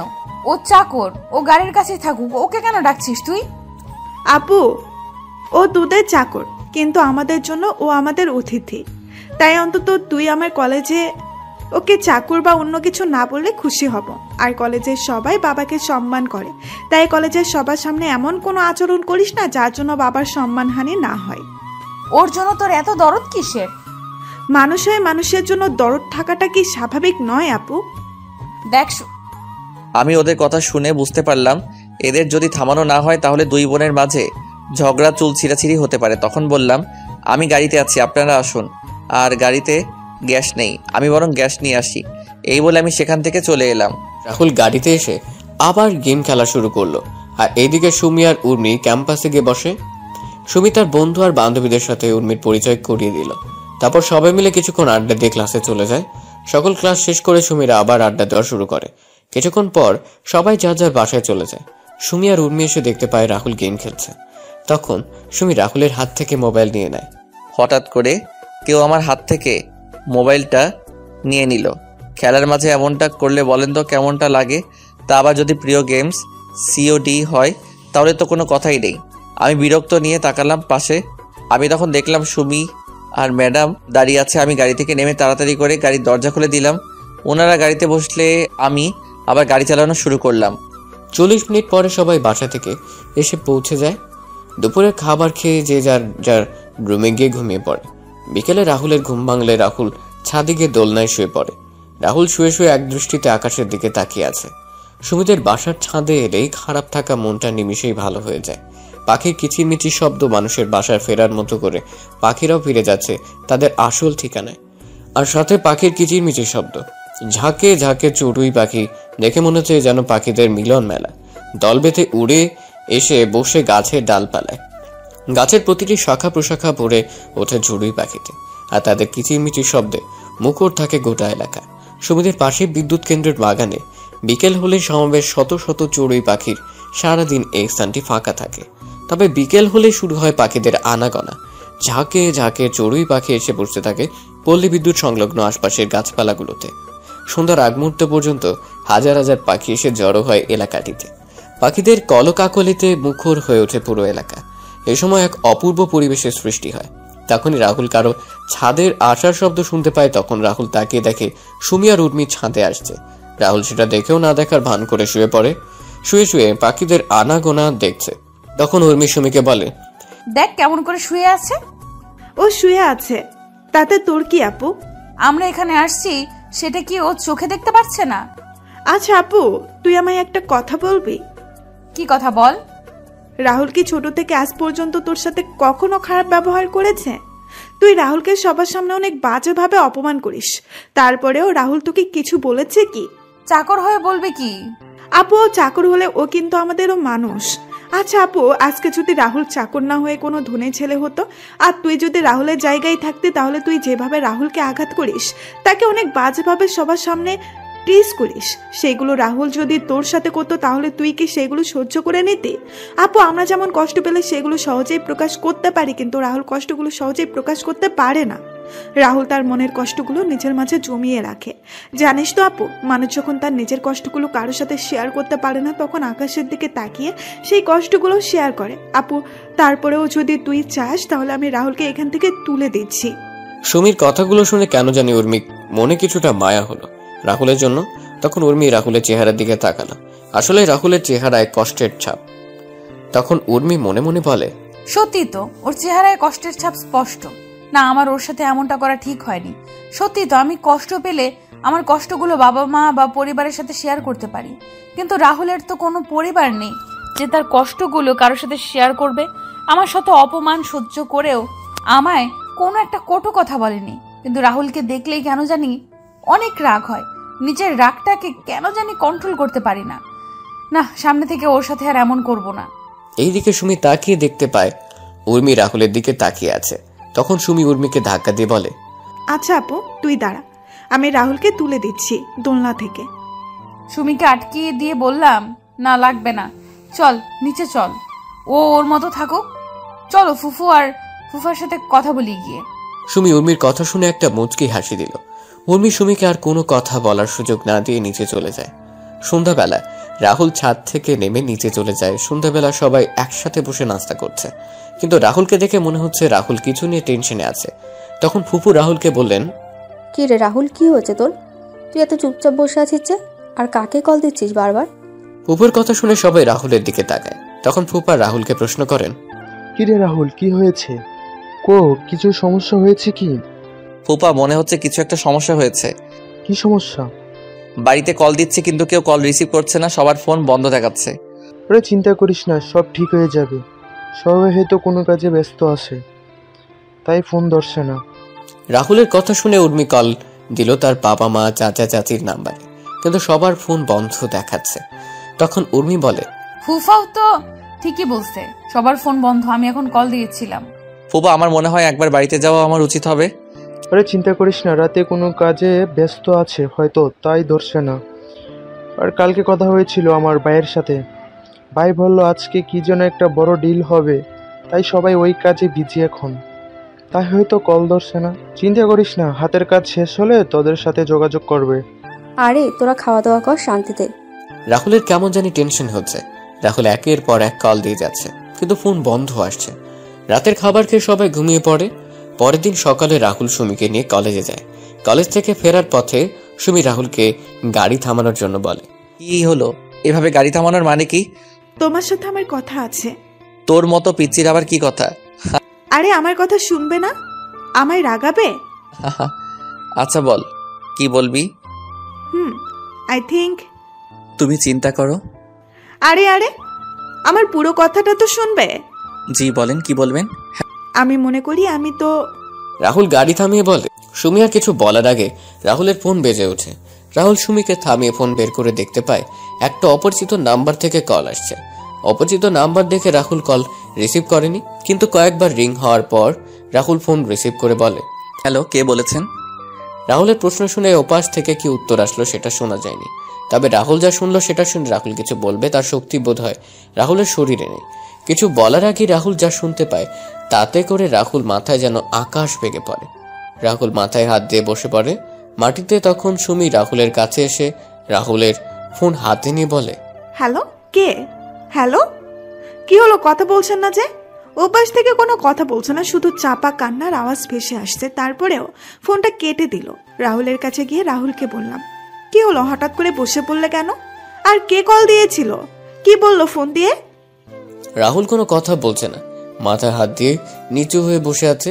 সুমি একের পর এক প্রশ্ন করে যাচ্ছে, কিন্তু রাহুল কিছু বলছে না। হঠাৎ করে রাহুল বসা থেকে দাঁড়িয়ে যায়। তখন রাহুল বলে, এখন আমায় বাসায় যেতে হবে। কেন? সবকিছু ডিটেলসে বলা যাবে না। কিন্তু তুমি না বললে কি বলবে আমায়? কিছু না, বাইকে ওঠো। না, তুমি আগে বলো আমায় কি বলতে চেয়েছিলে। সুমি প্লিজ দয়া করে বাইকে উঠো, আমায় এখন বাসায় যাওয়া লাগবে। না বলছি তো না। তাহলে থাকো তুমি। এই বলে আমি বাইক চালিয়ে বাসায় চলে এলাম। বাসায় এসে ম্যাডামকে ডাকতে ডাকতে লাগলাম, ম্যাডাম ম্যাডাম ম্যাডাম। উর্মি রুমে বসে কানে হেডফোন গুঁজে গান শুনছিল, যার কারণে রাহুলের চিৎকার শুনতেও পাচ্ছিল না। তখন রান্নাঘর থেকে ফুফু বের হয়ে এসে বলেন, কি রে রাহুল, এভাবে চিৎকার করছিস কেন? কি হয়েছে তোর? এত কিছু বলার সময় নেই, আমাদের এখন বের হতে হবে। বের হবি মানে? ফুপু পরে সব বলবো। ম্যাডাম কোথায়? উর্মি তো ওর রুমে আছে। রাহুল তাড়াতাড়ি করে সিঁড়ি বেয়ে উর্মির রুমে গিয়ে দরজা নক না করে উর্মির রুমে ঢুকে পড়ে। রাহুল রুমে ঢুকে দেখতে পায় উর্মি কানে হেডফোন লাগিয়ে উল্টো হয়ে শুয়ে আছে। তখন রাহুল গিয়ে উর্মির কান থেকে হেডফোন খুলে দিল। তখন উর্মি বিরক্তিকর ভাব নিয়ে তাকালো। উর্মি রাহুলকে দেখে রেগে বলে, ছোট লোকের বাচ্চা, তো সাহস হলো কি করে আমার রুমে ঢুকে আবার আমার কান থেকে হেডফোন খুলে নিস? সরি ম্যাডাম, আপনাকে আমি নিচে থেকে অনেক ডাকছিলাম, কিন্তু আপনি শুনতে পাননি, তাই আমি রুমে এসে হেডফোন খুলতে বাধ্য হই। তুই বেশি কথা বলছিস কেন? তোকে কি আমি সাফাই দিতে বলছি? এখন বল কি হইছে? আমাদের এখান থেকে বেরোতে হবে। কেন? সেটা গেলেই জানতে পারবেন। আমি যাব না, আমি আরো কয়েকদিন থাকবো এখানে। প্লিজ ম্যাডাম চলুন, আমি আপনার পায়ে পড়ি। Please madam, please. চুপচাপ রুম থেকে বের হ বলছি, না হলে তোকে। এবার আর নিজের রাগটা সামলাতে পারলাম না। তখন বললাম, না হলে কি করবি তুই? ছোটবেলা থেকেই তো আমায় অপমান করে আসছিস, আর এখন নতুন কি করবি তুই? ছোট লোকের বাচ্চা, তুই তুই আমায় তুই করে কথা বলছিস? তোকে তো আমি। উর্মি যেই রাহুলকে মারার জন্য হাত তুলল, তখন রাহুল উর্মি গালে ঠাস ঠাস করে দুটো থাপ্পড় দিয়ে দিল। উর্মি থাপ্পড়গুলো খেয়ে অবাক হয়ে রাহুলের দিকে তাকিয়ে আছে। তখন রাহুল বলে, কোনো কথা না বলে চুপচাপ গাড়িতে গিয়ে বসেন। কুত্তার বাচ্চা, তুই আমায় থাপ্পড় মারলি, দেখ আমি তোর কি অবস্থা করি। রাহুল উর্মির হাত ধরে উর্মিকে নিয়ে সিঁড়ি বেয়ে নিচে এসে উর্মিকে গাড়িতে বসিয়ে রাহুলও গাড়িতে বসে পড়ে। রাহুল গাড়ি স্টার্ট দিল। এদিকে রাহুল আর উর্মির যাওয়ার দিকে অবাক হয়ে তাকিয়ে আছেন ফুপু। ফুপুর গোড় কাটে সুমির ধাক্কা দেওয়াতে। তখন সুমি তার মাকে বলে, মা কি হলো, তুমি এখানে কি করছো? রাহুল হঠাৎ করে বাসায় এসে উর্মিকে জোর করে গাড়িতে তুলে নিয়ে চলে গেল। ওরা চলে গেল আর তুমি ওদের আটকাতে পারলে না? রাহুল তো কোনো কথা বলার সুযোগই দিল না। ধুর, তুমি যে কি করো। কথাটা বলে সুমি ঘরের ভিতরে ঢুকে সোফায় বসে রাহুলের নাম্বারে কল দিল, কিন্তু রাহুল বারবার ফোন কেটে দিচ্ছে। এদিকে উর্মি রাহুলকে নানা রকমের কথা বলে গালি দিচ্ছিল, কিন্তু রাহুল সেগুলো কানে নিচ্ছিল না। রাহুল গাড়ি বেপরা গতিতে চালাতে শুরু করলে তখন রাহুলকে উর্মি বলে, ছোট লোকের বাচ্চা, কি করছিস? কি গাড়ি এভাবে চালাচ্ছিস কেন? গাড়ির কোনো ক্ষতি হলে তোর অবস্থাও কিন্তু খারাপ হয়ে যাবে। অবশ্য তোর আজকে এমন অবস্থা করব সেটা তুই কল্পনাও করতে পারবি না। আমার গায়ে হাত তোলা, তাই না? তুই বুঝবি এই উর্মি চৌধুরী কি জিনিস। উর্মি ম্যাডাম পাগলের মতো তার প্রলাপ করেই যাচ্ছেন। আমি সেদিকে মনোযোগ না দিয়ে আমি চিন্তা করছি ফোনে আসার খবরটা যেন সত্যি না হয়। আমরা বাসায় পৌঁছাতে বোধহয় অনেক লেট করে ফেলেছি। আমরা বাসায় এসে দেখতে পেলাম সবাই বাসার বাগানে বসে আছে। আমি গাড়ি থেকে সবার কাছে গিয়ে ছোট আব্বুকে বললাম, ছোট আব্বু তোমরা এখানে? বাবারে আমাদের সব কিছু কেড়ে নিয়েছে ও। কে ছোট আব্বু? আমরা ওকে নিজের ছেলের মতো মনে করতাম, কিন্তু ও যে আমাদের পিছন দিয়ে চোরের মতো ছুরি মেরে দিল, এটা হয়তো আমাদের কপালে লেখা ছিল। ছোট আম্মু, ছোট আব্বু, চাচা চাচি, দাদিমা কান্না করছে। সবচেয়ে আমার কষ্ট লাগছে দাদিমার জন্য। দাদিমাকে এই বয়সে এইভাবে বাসার বাইরে থাকতে হবে। সবাইকে শান্ত করার চেষ্টা করছিলাম। তখন ম্যাডাম ছোট আম্মুকে বলেন, মা তোমরা এইভাবে বাসার বাইরে কেন? আমাদের সব জিনিসপত্র বাইরে দেখছি, বাড়িতে পুলিশ অফিসার, উকিল, এইসবের মানে কি? যাও তোমার ভালোবাসার মানুষকে গিয়ে সেটা জিজ্ঞেস করো। মানে? আমি তোকে আগে বলেছিলাম একে বিশ্বাস করিস না, দেখছিস তো তুই। আজকে ওর জন্য আমরা রাস্তায় নেমে এসেছি। আমি বলছি, চুপ থাক তুই। আজকে ছোট আব্বুরা কার জন্য রাস্তায় এসে নেমেছে সেটা আপনি জানেন? বলছি না চুপ। তুই কি বললি? আর কে আছে এর পেছনে? আপনার হবু স্বামী, আপনার বয়ফ্রেন্ড জয়। রাহুলের কলার চেপে ধরে বললাম, জয়কে নিয়ে একদম মিথ্যা কথা বললাম, তোকে খুন করে ফেলবো। তুই বাড়ির চাকর, বাড়ির চাকরের মতো থাকবি, আমাদের কথার মাঝে কথা বলতে আসবি না একদম। তখন জয় বাসা থেকে বের হয়ে আসে। জয় এসে উর্মিকে উদ্দেশ্য করে বলে, জানো রাহুল সত্যি বলছে এসব। রাহুলের সামনে থেকে জয়ের সামনে গিয়ে বললাম, কি বলছো কি তুমি এইসব? হ্যাঁ জানো, তুমি যা শুনেছো সেটাই সত্যি। এই বাড়ি গাড়ি, সেই সম্পত্তি হাতিয়ে নেওয়ার জন্য আমি অনেক কিছু করেছি, আর ফাইনালি আমি আমার প্ল্যানে জয়ী হলাম। জয়, মজা করার সময় এটা না। আরে আমি মজা করছি না তো, আমি সিরিয়াসলি বলছি উর্মি জানেমান, এই সম্পত্তি হাতিয়ে নেওয়ার জন্য আমি তোমার সাথে ভালোবাসার নাটক করি, তোমার পিছনে কুত্তর মতো ঘুরে বেরিয়েছি। আস্তে আস্তে তোমার থেকে সকল ইনফরমেশন কালেক্ট করে তারপর আমি আমার কাজে নেমে পড়ি, আর এখন তোমরা তোমাদের বাড়ির বাইরে। Now get lost my home and get lost my life. ও হ্যাঁ, তোমায় একজনের সাথে পরিচয় করিয়ে দিতে ভুলে গেছি, একটু দাঁড়াও। Liza, Liza, meet my wife Liza. জয়ের কথাগুলো শুনে উর্মির চোখ যেন অমাবস্যার অন্ধকারে নেমে এলো। উর্মি জয়ের কলার চেপে ধরে বলে, এই কুত্তার বাচ্চা, তুই আমায় এভাবে ঠকালি কেন? জয় ঠাস ঠাস করে দুটো থাপ্পড় উর্মির গালে বসিয়ে দিয়ে বলে, তোর মতো নষ্টা আর অহংকারী মেয়েকে কাজে ব্যবহার করা যায়, কিন্তু ভালোবাসা যায় না। আর এই জয়ের রুচি এতটাও খারাপ হয়ে যায়নি যে তোর মতো একটা বাজারি মেয়েকে ভালোবাসবো। তুই ছিলি আমার দাবার চালের এক কোটি, তোকে দিয়েই আমি গেমটা জিতে নিলাম। গেম শেষ, সাথে তুইও। এখন সসম্মানে আমার বাড়ি থেকে বের হয়ে যাও, না হলে ঘাড় ধাক্কা দিয়ে বের করে দেব। রাহুল যখন সবাইকে নিয়ে চলে আসছিল তখন জয় রাহুলকে উদ্দেশ্য করে বলে, কি রে রাহুল, তুই এদের নিয়ে কোথায় যাচ্ছিস? তুই চাইলে থাকতে পারিস আমাদের সাথে, আমরা ওদের মতো এত পশু না যে তোর সাথে খারাপ ব্যবহার করব। হালকা হেসে বললাম, আমি আপনার মতো বেইমানও না যে যেই বিছানায় ঘুমাবো আবার সেই বিছানায় ভেঙেও ফেলবো। জয় সাহেব চাকর হতে পারি, তবে মালিকের সাথে কোনো সময়ই বেইমানি করব না। তবে খুব তাড়াতাড়ি দেখা হবে আপনার সাথে। জায়গা এটা থাকবে, বাড়িও এটা থাকবে, তফাৎ শুধু হবে আমি বাড়ির মালিক আর আপনি রাস্তার কুত্তা হবেন। কথাটি বলে রাহুল সবাইকে নিয়ে চলে আসে ওই বাসা থেকে। রাহুল সবাইকে নিয়ে একটা বাগানের পাশে বসে। তখন রাহুল সবাইকে উদ্দেশ্য করে বলে, ছোট আব্বু, চাচা, এসব হলো কি করে? আমরা কিছুই বলতে পারছি না।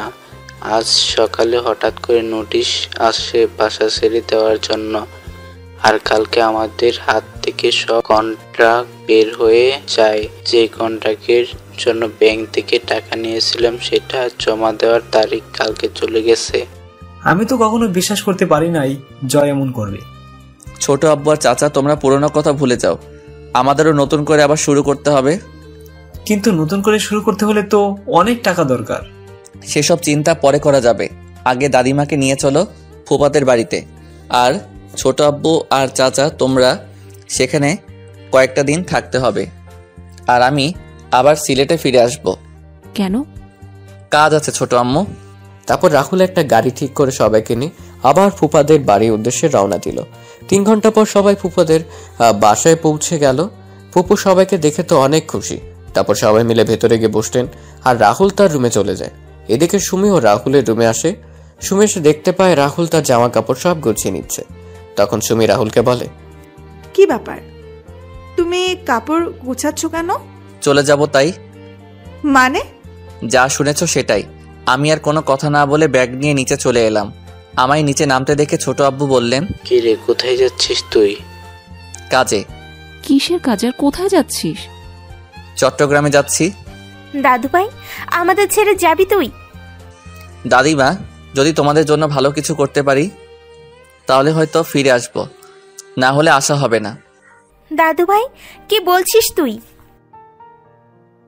তোর কথার মানে কিছুই বুঝতে পারছি না আমি। কথাগুলো বলে চোখের জল মুছে নিলাম। ছোট আম্মু, তোমরা হয়তো জানো আমি কি বলছি। ভালো থেকো সবাই, আর যদি সৃষ্টিকর্তার কৃপায় হয় আর কিছু করতে পারি তাহলে হয়তো আবার দেখা হবে। দিব এক থাপ্পড়। তুই কি থেকে কি শুনেছিস আর সেটা নিয়ে এসব চিন্তা করছিস? আর এইগুলো চিকিৎসা করলে ভালো হয়ে যায়। তুই এ নিয়ে চিন্তা করিস না, তুই ভালো হয়ে যাবি একদম। হয়তোবা তার উল্টোটা হতে পারে। ছোট আব্বু, চাচা আর চাচি তোমাদের অনেক মনে পড়বে, আর খুব তাড়াতাড়ি তোমাদের সবকিছু আশা করি ফিরিয়ে দিতে পারবো। এখন আসি আমি, ভালো থেকো সবাই। রাহুল কথাটা বলে একবার সবার দিকে তাকিয়ে হাঁটা দিল, কি যেন মনে করে আবার দাঁড়িয়ে পড়ে। রাহুল পেছন ফিরে সুমির সামনে এসে বলে, সুমি, ভালো করে পড়ালেখা করিস, তোকে অনেক বড় একজন ডাক্তার হতে হবে। আর ভালো কাউকে দেখে বিয়ে করে নিস। আর আমায় নিয়ে উল্টাপাল্টা চিন্তা করা বন্ধ কর। তোর সামনে একটা উজ্জ্বল ভবিষ্যৎ দাঁড়িয়ে আছে।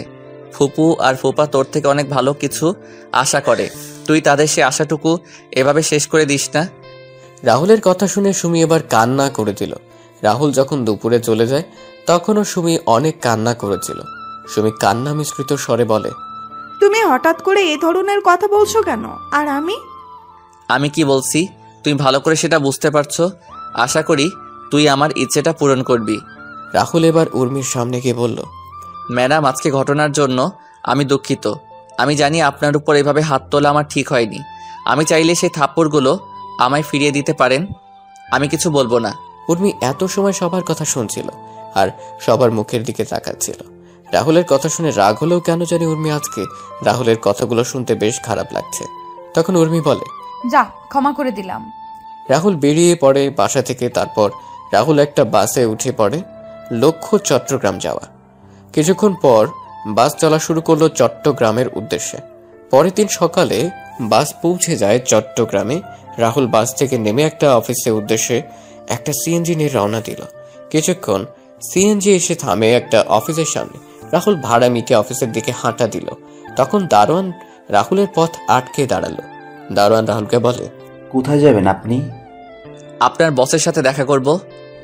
স্যারের সাথে দেখা করার জন্য অ্যাপয়েন্টমেন্ট নিতে হবে। না। তাহলে আজকে আপনি স্যারের সাথে দেখা করতে পারবেন না। আচ্ছা, আপনি কাগজটা আপনার স্যারের কাছে দিলেই উনি আমায় চিনতে পারবেন। আচ্ছা। রাহুলকে বসিয়ে রেখে দারোয়ান রাহুলের দেওয়া কাগজটা নিয়ে ভেতরে চলে গেল। দারোয়ান তার স্যারের কাছ থেকে অনুমতি নিয়ে তার রুমে প্রবেশ করে। তখন দারোয়ান তার স্যারকে উদ্দেশ্য করে বলে, স্যার, একটা লোক আপনার সাথে দেখা করতে চায়, কিন্তু উনি আচ্ছা অ্যাপয়েন্টমেন্ট নিয়ে আসেননি। চাচা, তাহলে বলে দাও আমি বিজি কিন্তু স্যার, এই কাগজটা দিয়ে বললেন এই কাগজটা দেখলে আপনি ওনাকে চিনতে পারবেন। আছি। আচ্ছা, দাও দেখি কাগজটা। কাগজটা পড়ে অফিসের বস দারোয়ানকে উদ্দেশ্য করে বলল, চাচা, কোথায় আছেন এখন রাহুল? রাহুলকে এই চিঠিটা যে দিয়ে গেছে সে কোথায় এখন? স্যার, ওনাকে আমি ওয়েটিং রুমে বসিয়ে আসছি। আচ্ছা চলো।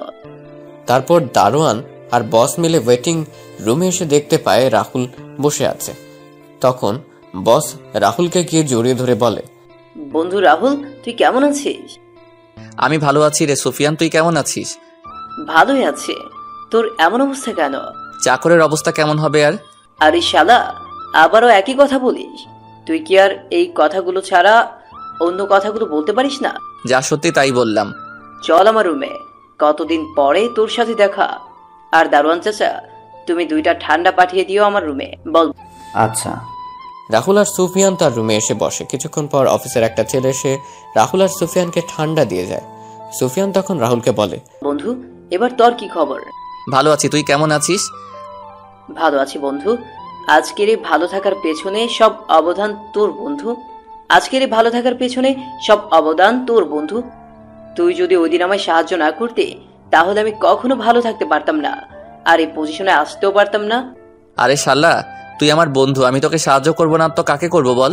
তোর মতো বন্ধু পাওয়া ভাগ্যের ব্যাপার। মিতু আর নমি কেমন আছে?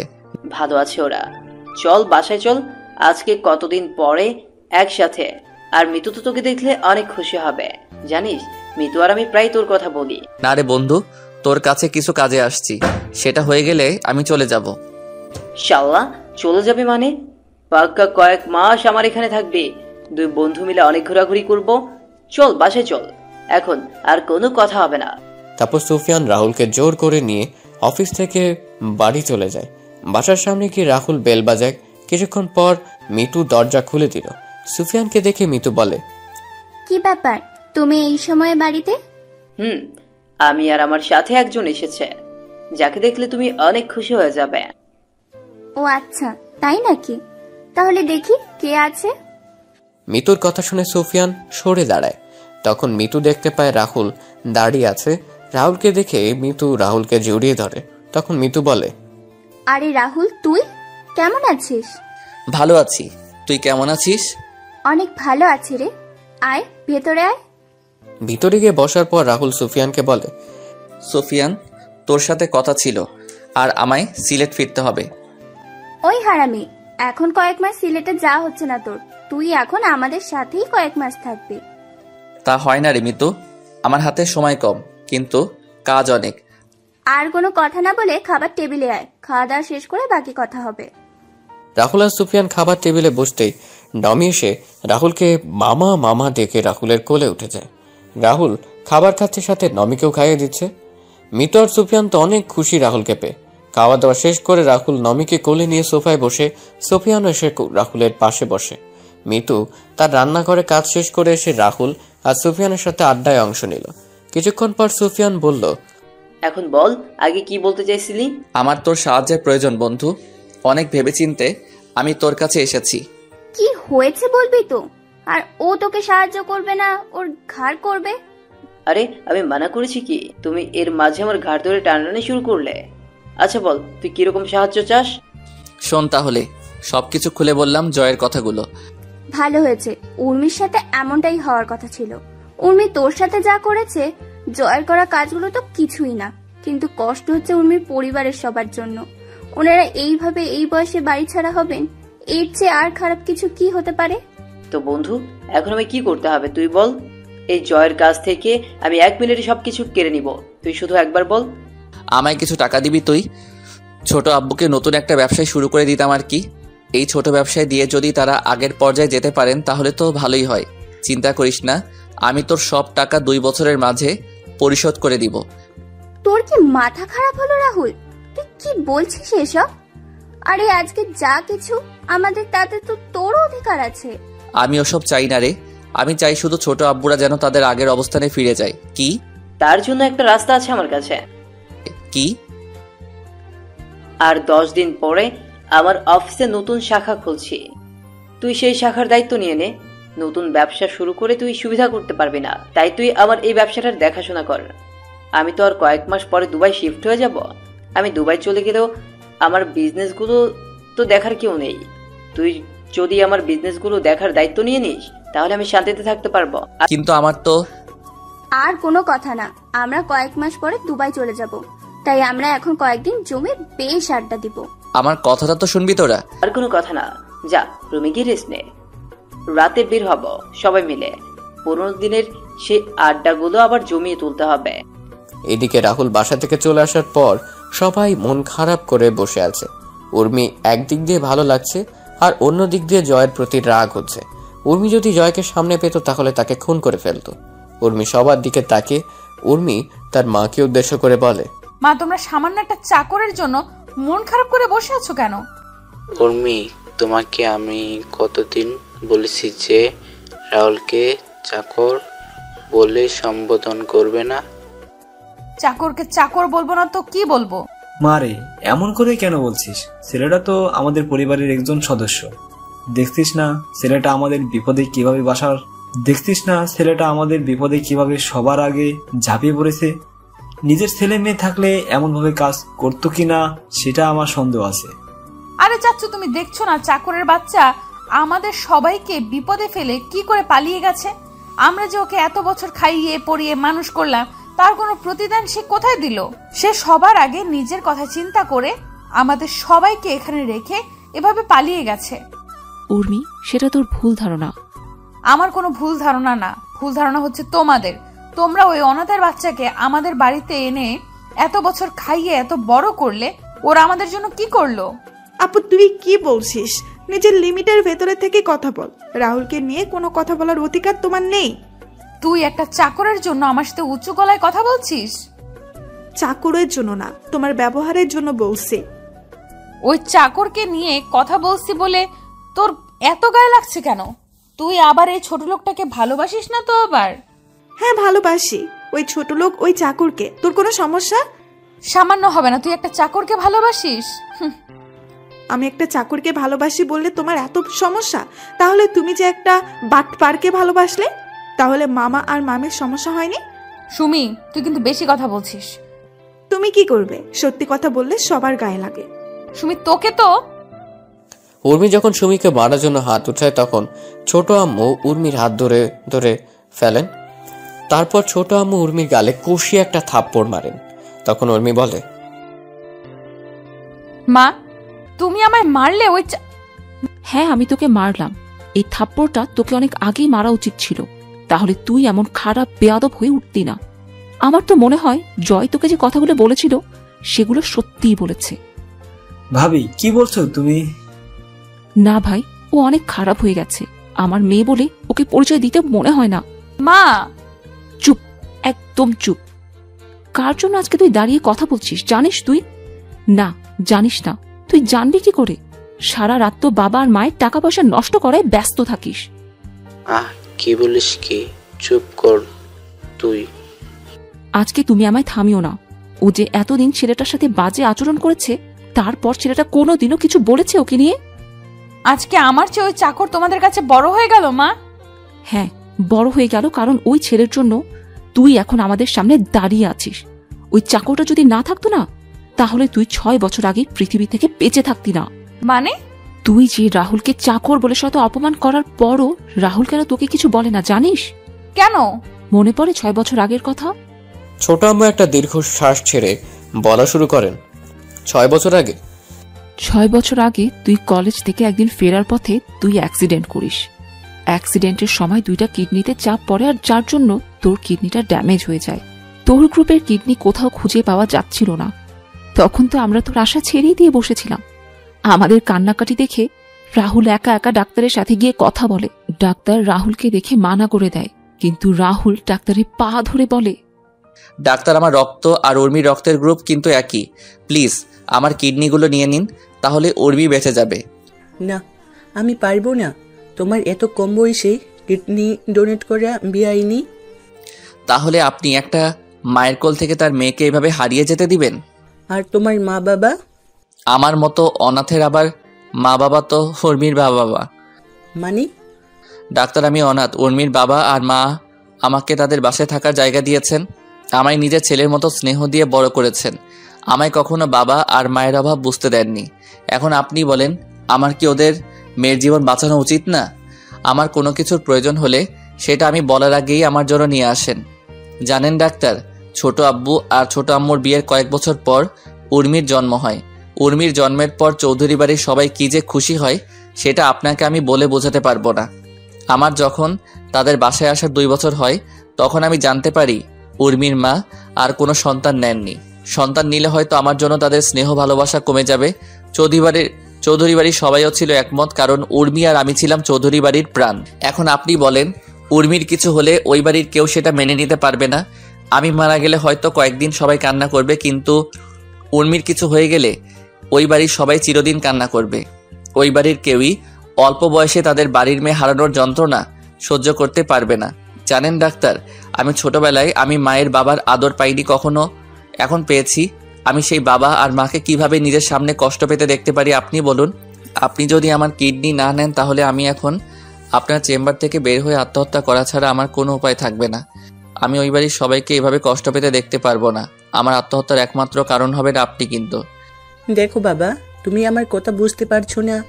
এটা কখনো সম্ভব না বাবা। আপনি আমার কথা বুঝতে পারছেন না কেন? আপনি কি চাইছেন আমার ছোট আব্বু আর ছোট আম্মু আমার চোখের সামনে এভাবে কষ্ট পাক? আমি সেটা সন্তান হয়ে কিভাবে মেনে নিব?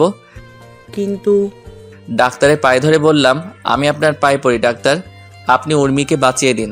তা না ছাড়া আমার মরা ছাড়া কোনো উপায় থাকবে না। আচ্ছা, আমি দেখছি। তারপর ডাক্তার নার্সকে ডেকে রাহুলের রক্তের গ্রুপ পরীক্ষা করে 1 ব্যাগ রক্ত নিতে বলেন। 2 ঘন্টা পর রাহুলের অপারেশন শুরু হয়। রাহুলকে অ্যানেস্থেশিয়া দেওয়ার পরও রাহুলের পেট যখন কাটা হয় রাহুলের শরীর তখন কেমন যেন খিচে আসছিল। তখন কিডনি বের করা হচ্ছিল। তখন রাহুলের মুখ দিয়ে ফেনা বের হয়ে আসে। রাহুলের কিডনি বের করার জন্য অপারেশন হচ্ছে, আর রাহুল শরীরটা কেমন জানি ঠান্ডা হয়ে আসছিল। তারপর রাহুল হঠাৎ করে অজ্ঞান হয়ে যায়। 3 ঘন্টার অপারেশন শেষে ডাক্তার অপারেশন থিয়েটার থেকে বের হয়। ডাক্তার উর্মির বাবা মা আর চাচার সামনে গিয়ে বলেন, চৌধুরী সাহেব, আপনার মেয়ের অপারেশন হয়ে গেছে। সে এখন বিপদমুক্ত। জ্ঞানে ফেরার আগ পর্যন্ত তাদের আইসিইউয়ে রাখা হয়েছে। ডাক্তারের কথা শুনে তিনজনই দাঁড়িয়ে যায়। সবার মুখে হাসি ফুটে ওঠে। তখন উর্মির বাবা ডাক্তারকে বলেন, ডাক্তার আপনারা বলেন কিডনি পাওয়া যায় কি না? কিডনি পাওয়া যায়নি, তবে একটা ছেলে তার কিডনি স্বেচ্ছায় দিয়েছে। তার 2টা কিডনি আমরা আপনার মেয়েকে আর আপনার মেয়ের কিডনিগুলা ওই ছেলেকে লাগিয়ে দিয়েছি। কিন্তু এতে তো ডাক্তার ছেলেটা মারা যাবে, তবে ছেলেটা যদি মেডিসিন নিয়মিত খায় তাহলে হয়তো কয়েকটা বছর বেশি বাঁচতে পারবে। আর ভাগ্য ভালো হবে 10-15 বছর। আপনার মেয়ের 2টা কিডনির মাঝে ডান পাশের কিডনি 40% ভালো ছিল। ডাক্তার, সেই ছেলেটা কোথায়? আমরা ছেলেটার সাথে দেখা করতে চাই, যে ছেলেটা তার জীবন বাজি রেখে আমাদের মেয়েটাকে এইভাবে বাঁচিয়ে দিল। আসুন আমার সাথে। তারপর ডাক্তার তিনজনকে নিয়ে আইসিইউতে নিয়ে গেলেন। রুমের ভিতরে ঢুকে বেডের দিকে তাকিয়ে তিনজনেই শকড হয়ে যায় রাহুলকে আর উর্মিকে পাশাপাশি বেডে শুয়ে থাকতে দেখে। তখন চাচা ডাক্তারকে বলেন, ডাক্তার, রাহুলের কি হয়েছে? এইভাবে শুয়ে আছে যে? এই ছেলেই তো আপনার মেয়ের কিডনি ডোনেট করেছে। ডাক্তার, রাহুলের কথা শুনে আপনি ওর থেকে কিডনি নিয়ে নিলেন? আমি অনেক মানা করি, কিন্তু ছেলেটা কথা শুনি আমি বাধ্য হয়ে নিতে হয়েছি। তা বলে ডাক্তার? চৌধুরী সাহেব, এই ছেলের কথাগুলো শুনি কিছু বলার ভাষা পাইনি। ছেলেটা আপনাদের সুখের জন্য নিজের জীবনটা হাসি মুখে বিলিয়ে দিয়েছে। জানেন ছেলেটা আপনাদের নিয়ে কি বলেছে? কি বলেছে? রাহুলের বলা কথাগুলো বললাম সবাইকে। ডাক্তারের সব কথা বলছেন, তার চোখে পানি স্পষ্ট সব শুনে ছোট আব্বু, ছোট আম্মু আর চাচার চোখে জল চলে আসে। ছোট আম্মু সব শুনে সেখানেই বসে পড়েন আর মাথায় হাত দিয়ে নীরবে চোখের জল ফেলতে লাগলেন। ছোট আব্বু আর চাচা স্ট্যাচু হয়ে দাঁড়িয়ে আছেন। রাহুল যে তাদের খুশির জন্য এভাবে নিজের জীবনটা বিলিয়ে দিবে সেটা তারা কখনো হয়তো ভাবতে পারেননি। 3 ঘন্টা পর রাহুলের জ্ঞান ফিরে ডাক্তার রাহুলকে পরীক্ষা করে কেবিনে শিফট করেন। রাহুলকে কেবিনে নিয়ে যাওয়া হলে রাহুল তার ছোট আম্মুকে বলে, ছোট আম্মু, তুমি কান্না করছো কেন? তুমি চিন্তা করো না, উর্মি ঠিক হয়ে যাবে। আমি ডাক্তারের সাথে কথা বলেছি তো। তুই কেন এমনটা করলি রাহুল? আমি কি করলাম আবার? তোকে তোর কিডনিগুলো দিতে কে বলেছে? তখন রুমে প্রবেশ করে ছোট আব্বু আর চাচা রাহুল ছোট আব্বু আর চাচা দেখে বলে, ছোট আব্বু, চাচা, তোমরা ছোট আম্মুকে বোঝাও তো কিভাবে কান্না করছে দেখো। কি বলেছে? তুই এই কাজ করতে গেলি কেন রাহুল? কোথায় যাবি? কি করব চাচা, নিজের বাবা আর মাকে তো কখনো দেখিনি, কিন্তু এই বাবা আর মা আমায় এত স্নেহ ভালোবাসা দিয়েছে যা আমি কখনো ভুলতেই পারবো না কখনো। এখন তুমি বলো, এই বাবা আর মাকে নিজের চোখের সামনে কষ্ট পেতে দেখতে পারি কি করে বলো? আমি না হলাম তাদের ছেলে, কিন্তু তাদের মা আর বাবা বলে ডেকেছি তো। ছেলে হয়ে আমি তাদের কখনো কষ্ট পেতে দিব না কখনো। ছোট আম্মু রাহুলের কথা শুনে রাহুলকে জড়িয়ে ধরে চিৎকার দিয়ে কান্না করছেন। রাহুল আর ছোট আম্মু শান্ত করার চেষ্টা করছে। এদিকে ছোট আব্বু আর চাচা চোখের জল মোছায় ব্যস্ত। কিছুক্ষণ পর উর্মির জ্ঞান ফেরার খবর নার্স এসে দিয়ে যায়। তখন রাহুল সবাইকে উর্মির কাছে যাওয়ার জন্য বলে। তখন সবাই উর্মির কাছে যায়। উর্মি জ্ঞান ফেরার পর সবার সাথে কথা বলে। উর্মি আর রাহুল 10 দিন হাসপাতালে ছিল। 10 দিন পরে সকালে রাহুলকে নিয়ে বাসায় যাওয়া হয় আর বিকেলে উর্মিকে বাসায় নিয়ে যাওয়া হয়। উর্মি রাহুলকে হাসপাতালে দেখে কিছুটা অবাক হয়। তখন তার মাকে জিজ্ঞেস করে। তখন তার মা বলেন রাহুল অ্যাক্সিডেন্ট করেছে। উর্মি তার মায়ের কথাটা শুনে কেন জানি মনে হলো তার মা মিথ্যে বলছে। তারপরও উর্মি আর কোনো কথা বলেনি। এভাবে কেটে যায় 2 মাস। রাহুল আর উর্মি এখন পুরোপুরি সুস্থ হয়ে যায়। রাহুলের কিডনি ডোনেট করার কথা দাদিমা আর ফুপা শুনেন ছোট আম্মু আর ছোট আব্বুর থেকে। একদিন রাহুল উর্মি আর তার চাচিকে ছাড়া সবাইকে ডেকে বলে, সবার উদ্দেশ্য আমার একটা কথা বলার আছে। কি কথা? আমি যে উর্মিকে আমার কিডনি ডোনেট করেছি সেটা যেন উর্মি কখনো জানতে না পারে। এত বড় একটা কথা আমরা উর্মির থেকে কেন লুকাবো? আমি বলছি তাই ছোট আম্মু। দাদুভাই কি বলছিস তুই? তুই উর্মির এত বড় একটা উপকার করলি, সেটা উর্মি জানবে না? দাদিমা, উর্মির না জানাই ভালো নয় কি? কিছু কথা না হয় অজানায় থাকুক না। আর তারপরও যদি তোমরা চাও উর্মিকে বলতে, তাহলে আমি সেদিনই এই বাড়ি ছেড়ে চিরদিনের মতো চলে যাব। দাদুভাই। হ্যাঁ দাদিমা, আমি তোমাদের কাছে হাত জোড় করে বলছি, প্লিজ। আচ্ছা, এই কথা কেউ জানবে না, তুই তবুও এই বাড়ি ছেড়ে যাস না। রাহুলকে প্রতিদিন নিয়ম করে মেডিসিন খেতে হতো। রাহুল একদিন মিস করলে সেদিন দাদিমা আর ছোট আম্মু রাহুলকে অনেক বকাঝকা করতো আর রাহুল কানে হাত দিয়ে বসে থাকতো। এভাবে কেটে যায় 6 বছর। বর্তমান।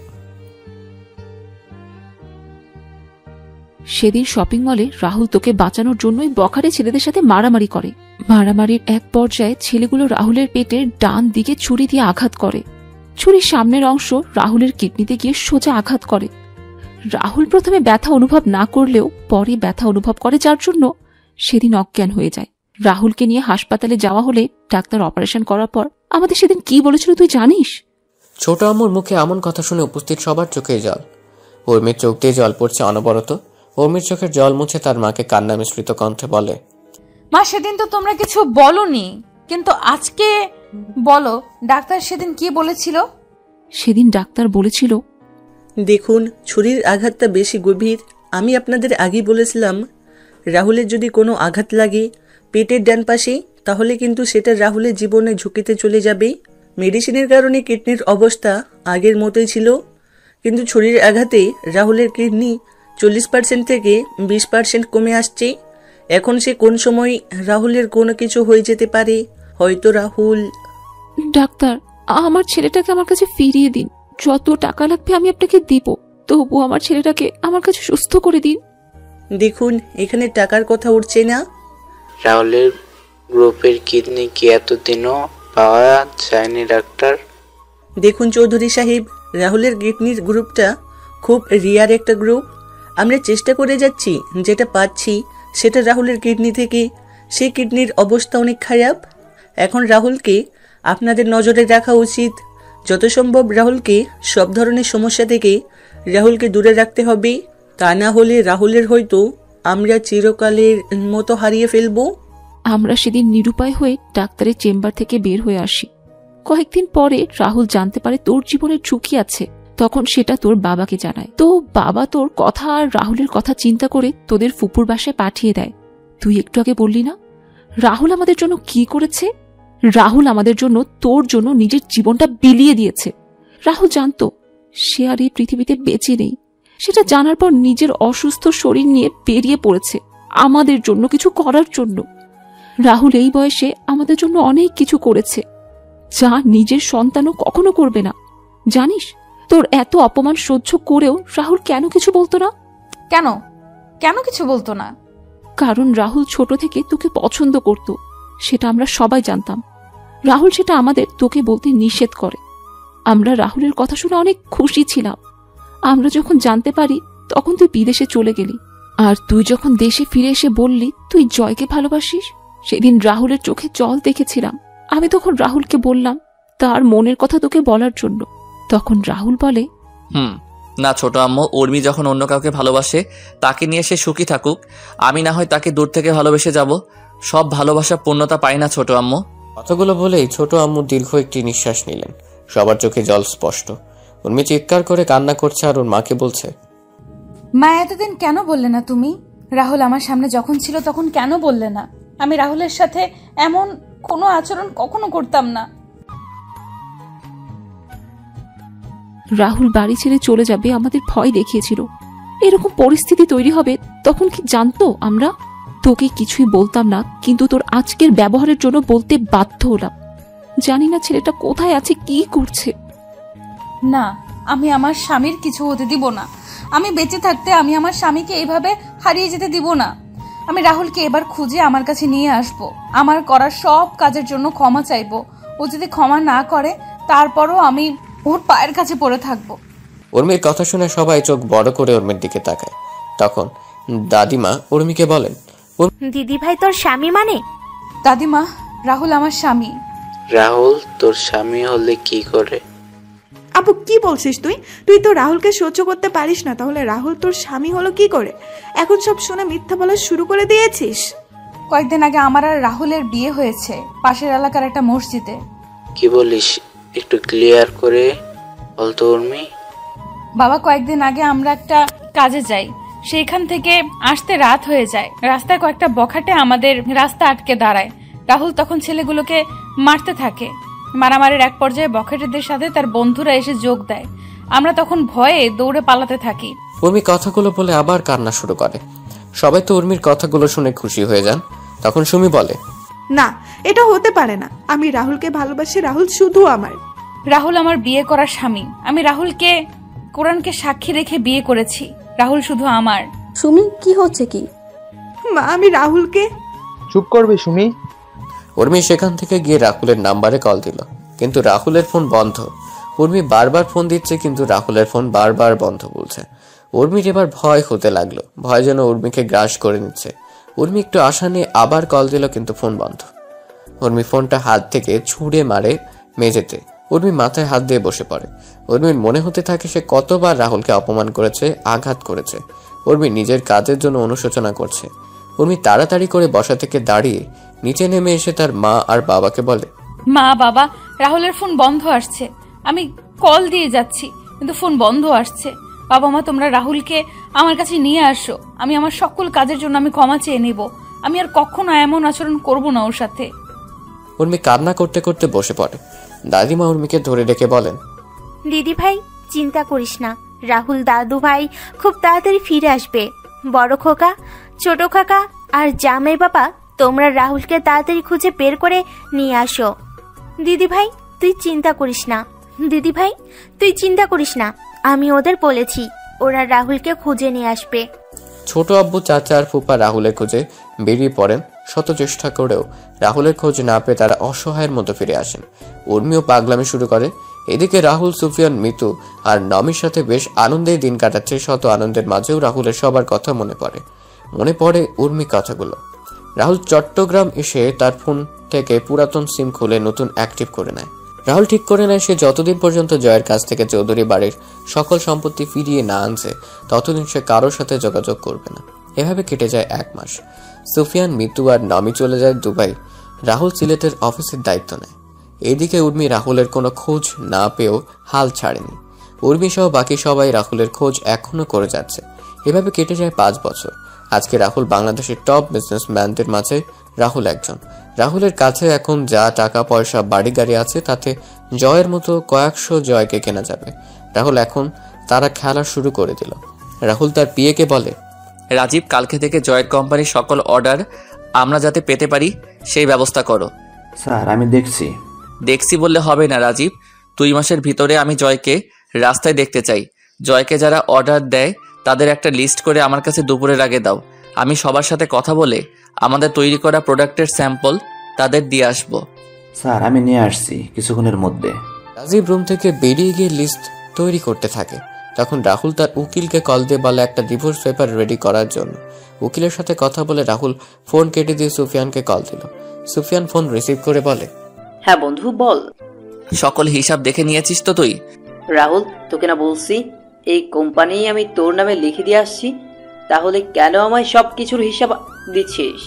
বন্ধু, কোনো কিছু আমার না, এইগুলো তোর আছে, তোর থাকবে। শালা, তোরে যদি হাতের কাছে পেতাম কি করতি? ভর্তা করে দিতাম। ও আচ্ছা, মিতু আর নমি কেমন আছে? মিতু নমিকে খাইয়ে দিচ্ছে। বন্ধু, কালকে থেকে জয়ের পতন শুরু হবে। তাহলে তো ভালোই। তোরা কবে আসছিস বাংলাদেশে? দেখি, শিওর বলতে পারছি না। তোদের দেখার খুব ইচ্ছে করছে, যদি পারিস তাহলে আসিস।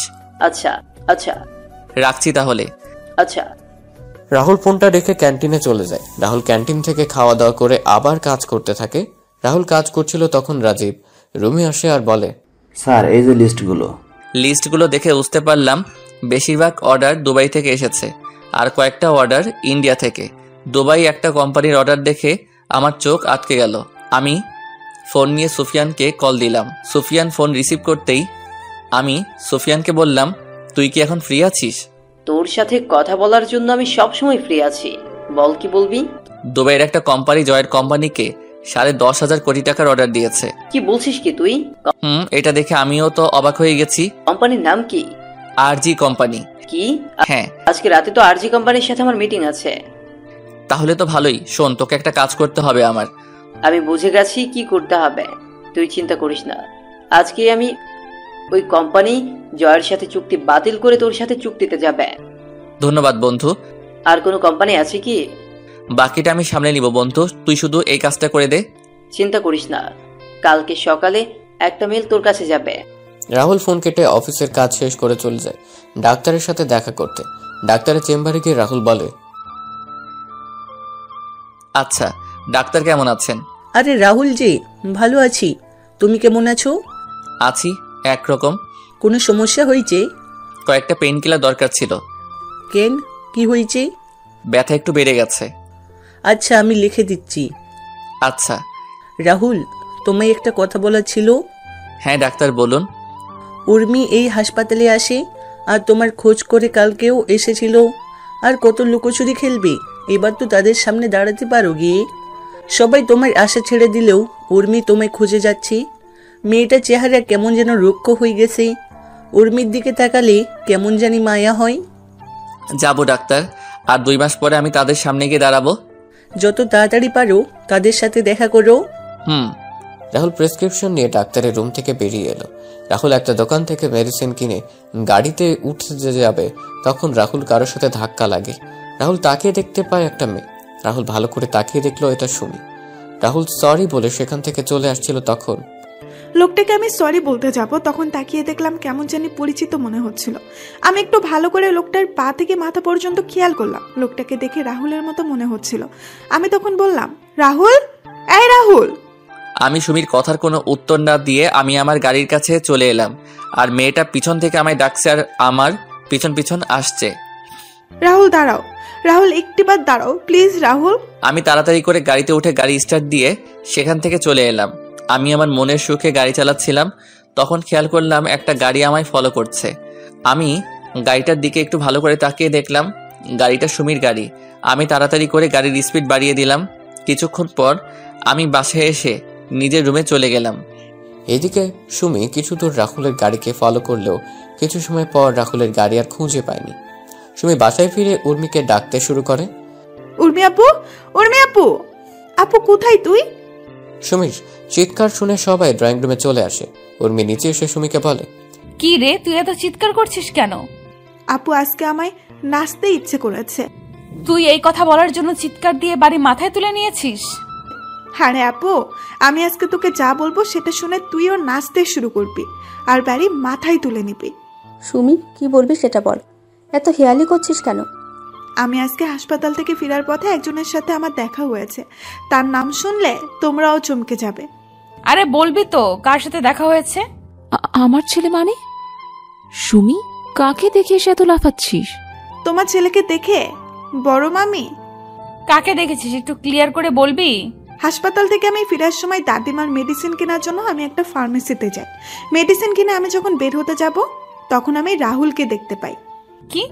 হ্যাঁ আপু, জানিস আমি পেছন থেকে অনেকবার ডাকলাম কিন্তু রাহুল একবারও পেছনে তাকায়নি। আমি গাড়ি নিয়ে রাহুলের গাড়ির পেছনে, কিন্তু রাহুল হয়তো সেটা বুঝতে পেরে গাড়ির স্পিড বাড়িয়ে কোথায় হারিয়ে যায়। কি বলছিস কি? আমার ছেলে এখনো? সুমি, তুই সত্যি বলছিস তো না মজা করছিস? আপু এই দেখ, আমি ফার্মেসি থেকে রাহুলের গাড়ি ওঠার ভিডিও করেছি। সবাই ভিডিওতে স্পষ্ট দেখতে পায় রাহুলকে। ভিডিওতে রাহুলকে দেখতে পেয়ে সবাই অনেক খুশি হয়, কিন্তু হঠাৎ করে সবাইকে এড়িয়ে যাওয়ার কারণটা কেউ বুঝতে পারছে না। উর্মি তো রাহুলকে আবার এই সিলেট শহরে দেখতে পারবে সেটা কখনো চিন্তাও করেনি। এদিকে রাহুল ফ্রেশ হয়ে এসে বুয়ার রান্না করে রেখে যাওয়া খাবার খেয়ে গাড়ি নিয়ে বেরিয়ে পড়ে। জয়কে অর্ডার দেওয়া কোম্পানিগুলোর মালিকদের সাথে এক এক করে দেখা করতে থাকে। অনেকেই রাহুলের তৈরি করা স্যাম্পল দেখে রাজি হয়ে যায়, আর অনেক প্রথমে রাজি না হলে রাহুল অনেক কষ্ট করে রাজি করায়। রাহুল রাতে ক্লান্ত হয়ে বাসায় ফিরে ফ্রেশ হয়ে বিছানায় শোয়া মাত্রই রাহুলের ফোন বেজে ওঠে। রাহুল ফোন হাতে নিয়ে দেখতে পায় সুফিয়ানের ফোন। রাহুল রিসিভ করতেই সুফিয়ান বলে, কি রে, ঘুমিয়ে পড়েছিস? না, সবার সাথে কথা বলে রাজি করিয়ে একটু আগে বাসায় আসলাম। তোর ওই দিকের খবর কি? কাজ হয়ে গেছে, কালকে সকালে তোর সাথে কথা বলবে। ধন্যবাদ বন্ধু। তোর ধন্যবাদ তোর কাছে রাখ। তোর বউয়ের হাতের রান্না একদিন খাইয়ে দিস, তাহলেই হয়ে যাবে। বউ? বউ আমার কপালে নাই। ধর শালা, ঘুমা, কালকে সকালে কথা হবে। আচ্ছা, শুভরাত্রি। রাহুল খাবার খেয়ে ঘুমিয়ে পড়ে।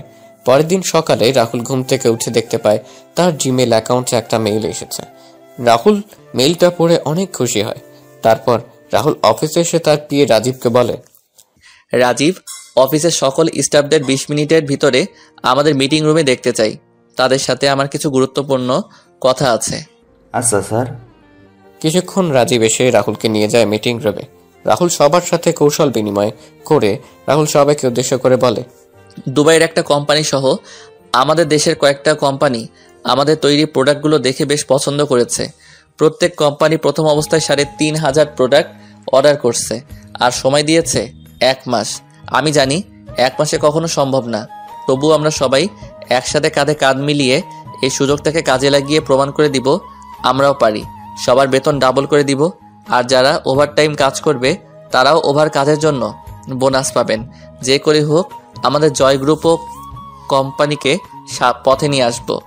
আমি অফিসে জয়েন করার পর আমার কষ্টের কথাগুলো আপনার সাথে শেয়ার করেছি, কারণ আপনারা সবাই হলেন আমার আরেকটা পরিবার। এখন আপনারা যদি আমায় সহযোগিতা করেন তাহলে ওই জয়কে ওর পাপের শাস্তি দিতে পারবো। এখন বাকিটুকু আপনাদের ইচ্ছা। তখন সবাই মিলে একসাথে বলে ওঠে, স্যার আমরা আমাদের নিজেদের সবটা দিয়ে কাজ করে যাব। স্যার আমরা আপনার সাথে আছি সব সময় এবং থাকবো। ধন্যবাদ আপনাদের, সত্যি আমি আপনাদের কাছে কৃতজ্ঞ। আপনারা তাহলে কাজ শুরু করে দিন। এদিকে জয় জানতে পারে তার সকল অর্ডার ক্যান্সেল হয়ে গেছে এবং অর্ডারগুলো আর চৌধুরী নামে একটা কোম্পানিকে দেওয়া হয়েছে। জয় সব শুনে চিৎকার করে বলে, না না, এটা হতে পারে না। আমি যদি অর্ডারগুলো না পাই তাহলে আমায় রাস্তায় নামতে হবে। ব্যাংক থেকে নেওয়ার ঋণ যদি পরিশোধ করতে না পারি তাহলে আমার সব কিছু শেষ হয়ে যাবে। জয় যখন অফিস থেকে বের হয়ে যাবে তখন তার কোম্পানির শ্রমিকরা এসে জয়কে বলে তাদের বেতন দেওয়ার জন্য। 3 মাসের দেওয়ার জন্য আর ফ্যাক্টরি কয়েকটা মেশিন নষ্ট হয়ে গেছে। কিসের বেতন? তোদের কোনো বেতন এখন দেওয়া যাবে না। চুপচাপ গিয়ে কাজ কর, নাহলে সব কটাকে বের করে দেব। মেশিনগুলো নিজেরা ঠিক কর গিয়ে। তখন শ্রমিকরা বলে যদি বেতন না দেওয়া হয় তাহলে তারা আর চৌধুরী কোম্পানি কাজ করবে। শ্রমিকদের কথা শুনে জয়ের লোকেরা রেগে গিয়ে লাঠি হাতে শ্রমিকদের উপর হামলা করে। এইদিকে রাহুল তার অফিস থেকে সবকিছু বসে দেখছে আর হাসছে। এভাবে কেটে যায় 2 মাস। রাহুল সকল কোম্পানির অর্ডারগুলো সঠিক সময়ে পূরণ করতে পেরেছে। রাহুল তার অর্জিত টাকা থেকে তার কোম্পানির স্টাফদের ডাবল বেতন সহ বোনাস প্রদান করে কোম্পানির সবাই অনেক খুশি আজকে। এদিকে ব্যাংক জয়ের সবকিছু বাজেয়াপ্ত করে নিলামে তুলে। জয় চুপচাপ বসে আছে এক কোণে। জয় অনেক চেষ্টা করেছিল আর চৌধুরীর সাথে দেখা করার জন্য, কিন্তু পারেনি, তাই জয় বসে আছে। নিলামে জয় সম্পত্তি অনেক বিজনেসম্যান কেনার জন্য বসে আছে। নিলাম শুরু হলে একজন করে তাদের বাজেট অনুযায়ী দাম বলছে। নিলামের শেষ পর্যায়ে এসে রাহুল বলে ওঠে, 80 কোটি টাকা। 80 কোটি টাকা শুনে সবাই পেছনে তাকিয়ে দেখতে পায় রাহুলকে। সবাই অবাক হয়ে তাকিয়ে আছে। তখন নিলাম কর্মী মাইকে ঘোষণা করে জয়ের সম্পত্তি 80 কোটি টাকায় বিক্রি করে দেন। রাহুল টাকা পরিশোধ করে কাগজ বুঝে নিয়ে যখন চলে যাবে তখন জয় রাহুলের সামনে এসে বলে, কে তুই? 40 কোটি টাকার সম্পত্তি তুই 80 কোটি টাকা দিয়ে কিনে নিলি? তখন রাজীব পাশ থেকে বলে ওঠে, উনি হচ্ছেন বাংলাদেশের টপ বিজনেসম্যান রাহুল চৌধুরী। কি? তার মানে তুই আমায় এভাবে রাস্তায় নামিয়ে নিয়ে এসেছিস? রাস্তার কুত্তাকে তো রাস্তাতেই সুন্দর বানায়। তুই কি বললি? তুই যেভাবে আমার ছোট আব্বুর কাছ থেকে ওনার সম্পত্তি হাতিয়ে নিয়েছিলি ঠিক তেমনি আমি সেই সম্পত্তিগুলো তোর কাছ থেকে নিয়ে নিলাম। আমি অবশ্য তোর মতো বেইমানি করে নেইনি, আমি লিগেলি নিয়েছি সব। ছোট আব্বু মানে? আর কে তুই? তোকে তো চেনা চেনা মনে হচ্ছে। মনে আছে এই বাড়িতে এই জায়গায় দাঁড়িয়ে তোকে আমি কি বলেছিলাম? কি বলেছিলি? জায়গা এটা থাকবে, বাড়িও এটা থাকবে, তফাৎ শুধু হবে আমি বাড়ির মালিক আর আপনি রাস্তার কুত্তা হবেন। রাহুল তুই? যাক, চিনতে পেরেছেন তাহলে। কিন্তু কি করে তুই? চৌধুরী বাড়ির চাকর যখন টপ বিজনেসম্যান, এটা বিশ্বাস হচ্ছে না। জানেন তো, ইচ্ছেটা যদি পবিত্র হয় তাহলে সৃষ্টিকর্তা কাউকে কখনো নিরাশ করেন না। আমার ইচ্ছেটা ছিল পবিত্র, তাই তো আমি বাংলাদেশের টপ বিজনেসম্যান। আপনাকে আপনার শ্বশুর বাড়ি নিয়ে যাওয়ার জন্য বাইরে আপনার শালা আর সম্বন্ধীরা অপেক্ষা করছে। আজকে আসি তাহলে। এদিকে সবাই নিউজে দেখছে কোনো এক আর চৌধুরী 80 কোটি টাকা দিয়ে দেউলিয়া জয়ের সমস্ত সম্পত্তি কিনে নিয়েছে। এই নিউজ দেখে সবার মনে হাসি ফুটে ওঠে। তখন দাদিমা বলেন, দেখেছো তোমরা সৃষ্টিকর্তা কিভাবে শয়তানকে শাস্তি দিয়েছে? আমি বলেছিলাম না, জয় তার পাপের শাস্তি একদিন ঠিকই পাবে। হ্যাঁ মা, সৃষ্টিকর্তা আপনার কথা শুনেছেন। এখন শুধু আমার ছেলেটাকে আমার কাছে যেন ফিরিয়ে দেন, সেটাই সৃষ্টিকর্তার কাছে চাই। এদিকে রাহুল গাড়িতে এসে রাজীব আর ড্রাইভারকে বিদায় দিয়ে রাহুল নিজে গাড়ি ড্রাইভ করা শুরু করে। রাহুল চিন্তা করছে ওই বাড়ির সবাই যখন জানতে পারবে তারা তাদের হারানো সবকিছু ফিরে পেয়েছে তখন তারা কতটা খুশি হবে। রাহুল কোর্টে এসে ডিভোর্সের কাগজটা নিয়ে ফুফুদের বাসার উদ্দেশ্যে রওনা দিল। হঠাৎ করে রাহুলের পেটের ডান পাশে ব্যথা শুরু হয়, সাথে রাহুলের মুখ দিয়ে রক্ত পড়া শুরু হয়। রাহুল গাড়ি থামিয়ে গাড়ি থেকে নেমে জল দিয়ে মুখ ধুয়ে একটা পেইন কিলার খেয়ে নেয়। রাহুল গাড়িতে এসে আবার গাড়ি চালানো শুরু করে, কিন্তু ব্যথাটা যেন কমছে না। রাহুল ফুফাদের বাসায় এসে পৌঁছতে সন্ধ্যা হয়ে যায়। রাহুল বাসার কাছে এসে বেল বাজায়। কিছুক্ষণ পর রাহুলের ফুফু এসে দরজা খুলে দিলেন। রাহুলকে দেখে তো ফুফু অবাক হয়ে যান। ফুফু রাহুলকে জড়িয়ে ধরে কান্না করে দিলেন। রাহুল ফুফুকে শান্ত করে তখন ফুফু রাহুলকে বলেন, রাহুল কেমন আছিস তুই? এতদিন পরে আমাদের কথা মনে পড়লো তোর? মনে পড়তো, কিন্তু কাজের জন্য আসতে পারিনি। তুমি কেমন আছো ফুপু? এতদিন ভালো ছিলাম না, এখন থেকে ভালো থাকবো। আর জয়কে রাস্তায় না নামিয়ে আসতাম কি করে বলো তুমি? মানে? বাকি সবাই কোথায় ফুপু? সবাই বাসায় আছে, তুই দাঁড়া, আমি ডাকছি সবাইকে। ভাইয়া, ভাবি, মা, উর্মি, সুমি কোথায় তোমরা? তাড়াতাড়ি নিচে আসো, দেখে যাও কে আসছে। ফুফুর আওয়াজ শুনে সবাই নিচে আসে। নিচে এসে সবাই রাহুলকে দেখে তো অবাক। ছোট আম্মু রাহুলকে জড়িয়ে ধরে কান্না শুরু করে দিলেন। রাহুল ছোট আম্মুকে জড়িয়ে ধরে আছে। উর্মি রাহুলকে দেখে উর্মির মুখে ফুটে উঠছে এক তৃপ্তির হাসি। তখন দাদিমা রাহুলকে ধরে কান্না করে বলেন, দাদু ভাই, এতদিন পরে আমাদের কথা মনে পড়লো তোর? এবার হয়তো মরতে পারবো শান্তিতে। সৃষ্টিকর্তা হয়তো তোকে দেখা পাওয়ার জন্যই আমি এতদিন বাঁচিয়ে রেখেছিলেন। আমি দাদিমাকে জড়িয়ে ধরে বললাম, কি করব? তোমাদের সাথে জয় যা করেছে সেটার প্রতিশোধ নিতে হবে না? জয়ের থেকে সবকিছু ফিরিয়ে আনার জন্যই তো আমি এতদিন ধরে আমি আসতে পারিনি। তবে আজকে জয়ের থেকে সবকিছু ফিরিয়ে নিয়ে আসছি। আর রইল তোমার মরার কথা। তোমার এই নাতি থাকতে কার এত সাহস আছে যে তোমায় নিয়ে যাবে? ফিরিয়ে আনার জন্য মানে? আজকে আর চৌধুরী নামে একজন জয়ের সকল সম্পত্তি কিনে নিয়েছে। ছোট আব্বু, আমি জয়ের থেকে সবকিছু কেড়ে নেওয়া সেই আর চৌধুরী। কথাটা বলে রাহুল একবার সবার দিকে তাকিয়ে নিল। এক নজরে রাহুল দেখল সবাই তার দিকে এক দৃষ্টিতে তাকিয়ে আছে। তখন রাহুল তার সাথে আনা সুটকেস থেকে একটা ফাইল বের করে। তার ছোট আব্বু বলে, ছোট আব্বু, এই ফাইলটা নাও। এটা কিসের ফাইল? জয় যা তোমার কাছ থেকে বেইমানি করে নিয়েছিল, আমি সেইগুলো আবার তোমার কাছে ফিরিয়ে দিলাম। তোমার এই ছেলে তোমাকে বলেছিল তোমার হারানো সবকিছু ফিরিয়ে দিব। এই নাও তোমার হারানো সবকিছু। রাহুলের কথা শুনে অবাক হয়ে আছে, কেউ কিছু বলছে না। তখন ছোট আম্মু রাহুলকে বললেন, কিন্তু তুই কি করে এসব করলি? খান গ্রুপ অব কোম্পানির মালিক ইসলাম খানের ছেলে হলো আমার বন্ধু সুফিয়ান। সুফিয়ানের সাথে আমি চট্টগ্রামে দেখা করি, তারপর সুফিয়ানকে সবকিছু খুলে বলি। তখন সুফিয়ান সব শুনে আমায় সাহায্য করে। তারপর আমি এই পর্যায়ে আসি। ছোট আম্মু, আমি চলে যাব একটু পরেই।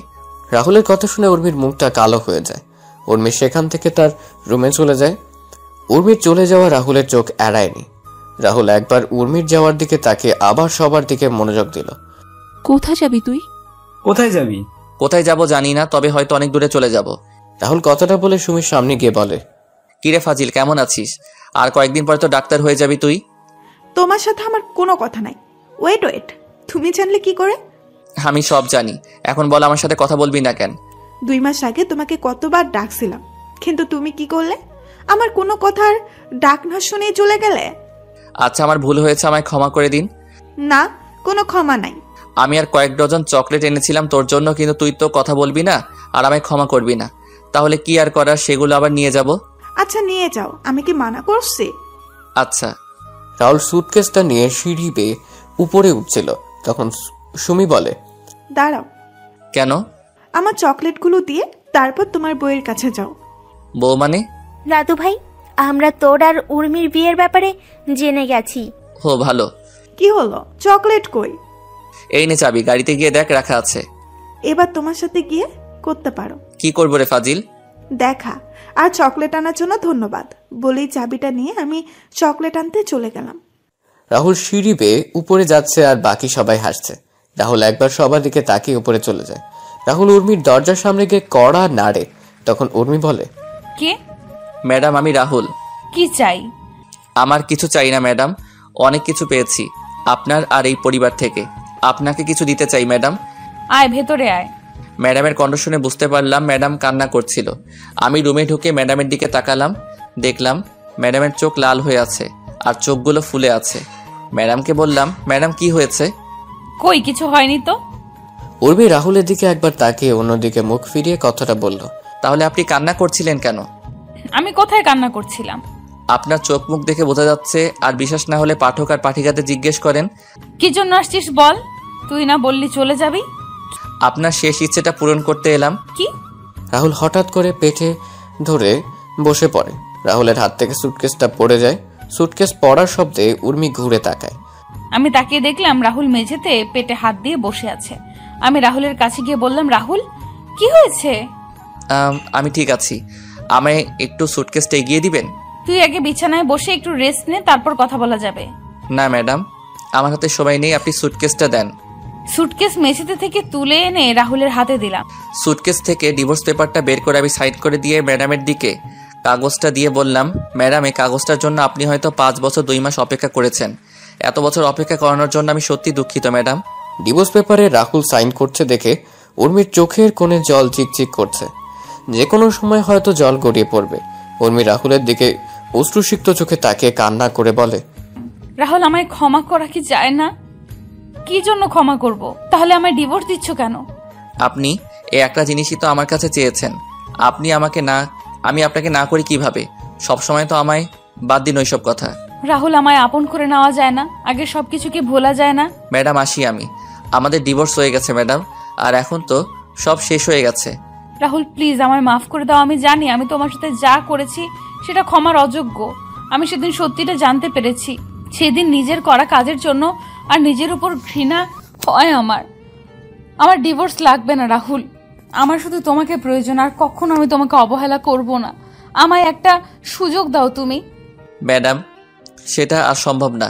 আর ভালো থাকবেন, ভালো কাউকে দেখে বিয়ে করে নেবেন, পারলে এই চাকরটাকে মাফ করে দিয়েন। রাহুল রাহুল আমার কথাটা। রাহুল যখন উর্মির ঘর থেকে বের হতে যাবে তখনই উর্মি রাহুলকে পেছন থেকে জড়িয়ে ধরে।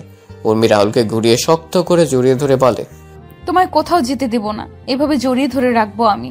রাহুল আমি তোমাকে ভালোবাসি, প্লিজ আমায় আর শাস্তি দিও না। এই কয়েক বছর আমি নিজের কাজের জন্য নিজেই অনুশোচনায় ভুগেছি। শেষবারের মতো আমায় একটি বার আপন করে নাও। আমি আর কখনো তোমায় কষ্ট দিব না।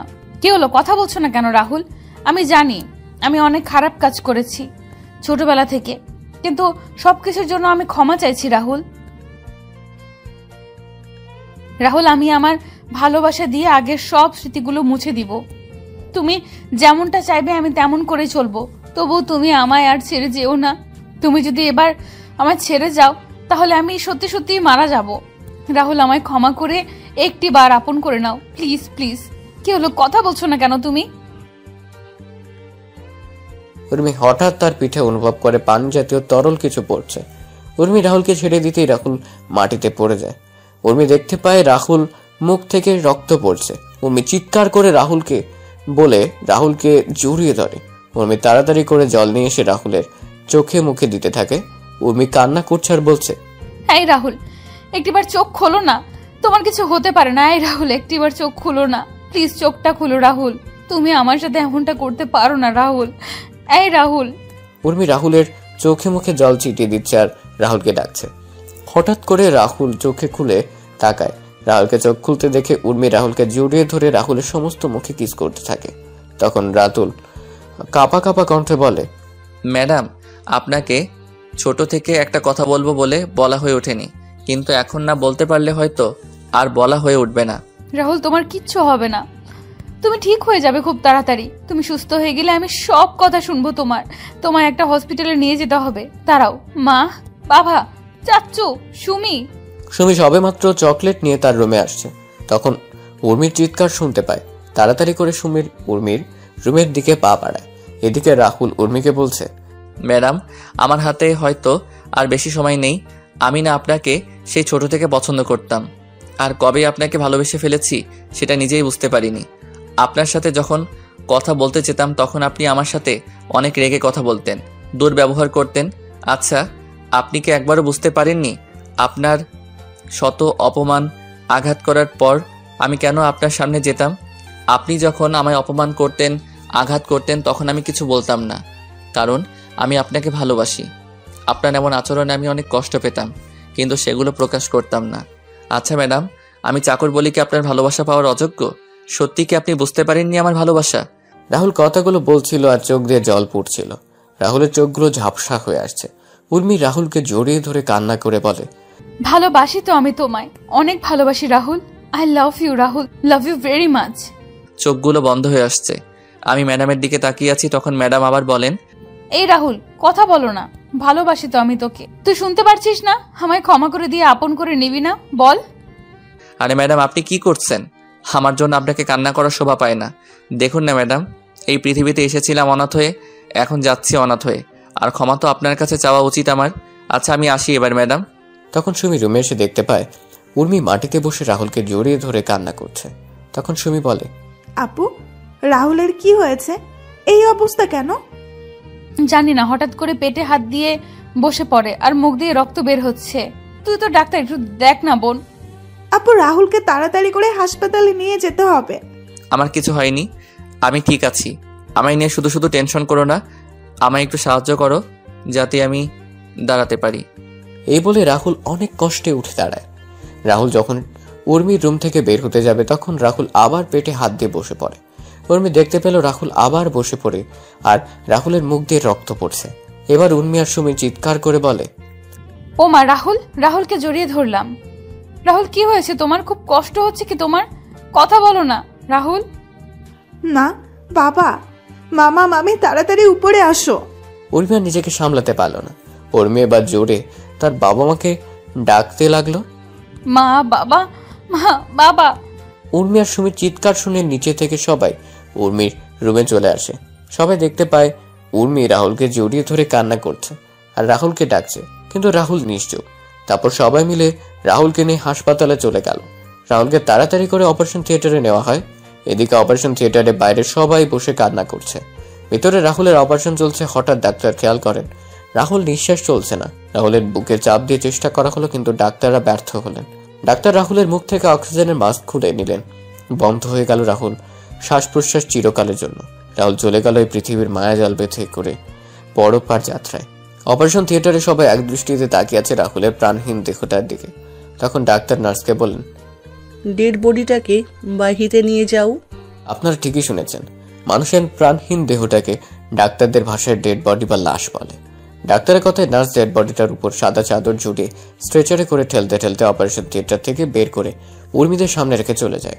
সাদা চাদরে জড়ানো ডেড বডিটা দেখে সবার যেন প্রাণটা বেরিয়ে যাবার উপক্রম হলো। উর্মি কাঁপা কাঁপা হাতে সাদা চাদর সরিয়ে দেখতে পায় রাহুল খুব সুন্দর করে ঘুমিয়ে আছে। রাহুলকে ঘুমন্ত অবস্থায় দেখতে কি সুন্দর লাগছে। উর্মি রাহুলকে জড়িয়ে ধরে কান্না করছে। মনে হচ্ছে সে রাহুলকে তার ভেতরে লুকিয়ে রাখবে, তার থেকে তার রাহুলকে কেউ কেড়ে নিতে পারবে না। ছোট আম্মু, দাদিমা, সুমি, ফুপু আর উর্মির কান্নার আওয়াজ হাসপাতাল জুড়ে বিরাজ করছে এক বিষণ্ণতার সুর। ছোট আব্বু, চাচা, ফুপা নীরবে চোখের জল ফেলছেন। পরদিন সকালে রাহুলের ডেড বডি নিয়ে যাওয়া হয় সেই চৌধুরী বাড়িতে, যেখানে 5 বছর আগেও রাহুল ছিল জীবন্ত, আর আজকে রাহুল এই বাড়িতে লাশ হয়ে ফিরেছে। রাহুল এই চৌধুরী বাড়িটা রক্ষা করার জন্য নিজের জীবনটা এভাবে বিলিয়ে দিল। দুপুরে রাহুলকে জানাজা পড়ানোর আগে শেষবারের মতো সবাই এসে রাহুলকে দেখে যায়। ছোট আম্মু তো পাথরের শক্ত হয়ে গেছে। সে তার ছেলের লাশের খাটিয়ার কাছে বসে আছে, কোনো কথা বলছে না। উর্মি এসে রাহুলের পাশে বসে রাহুলকে জড়িয়ে ধরে বলে, এত অভিমান করলে আমার উপর তুমি? একটিবার ক্ষমা করে দিয়ে আমায় তো আপন করে নিতে পারতে। আমি তো অনেক খারাপ, তাই তো তুমি আমায় এইভাবে ছেড়ে চলে গেলে। কি শান্তির ঘুম ঘুমাচ্ছ, তাই না? তারপর রাহুলকে নিয়ে যাওয়া হয় মসজিদে। জানাজা পড়িয়ে নিয়ে যাওয়া হয় কবরস্থানে।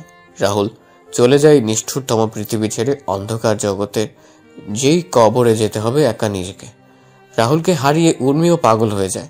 চৌধুরী বাড়িটা পরিণত মৃত বাড়িতে। উর্মি নিজেকে সারাক্ষণ একটা রুমের মধ্যে আটকে রাখে আর রাহুলের ছবির সাথে কথা বলে হাসে, আবার কান্নাও করে। সব গল্পের সমাপ্তি আনন্দের হয় না, কিছু গল্পের সমাপ্তি হয় বেদনাদায়ক, বিষণ্ণতাময়, যেমনটা এই গল্পে হয়েছে। পরিশেষে একটি কথা, চাকর হোক বা কাজের লোক, তাদের প্রাপ্য সম্মানটুকু আমাদের দেওয়া প্রয়োজন। এই পৃথিবীতে কোনো কাজই কিন্তু ছোট নয়। মানুষ বেঁচে থাকে তার কর্মে, হয়তো রাহুলও বেঁচে থাকবে সবার মাঝে।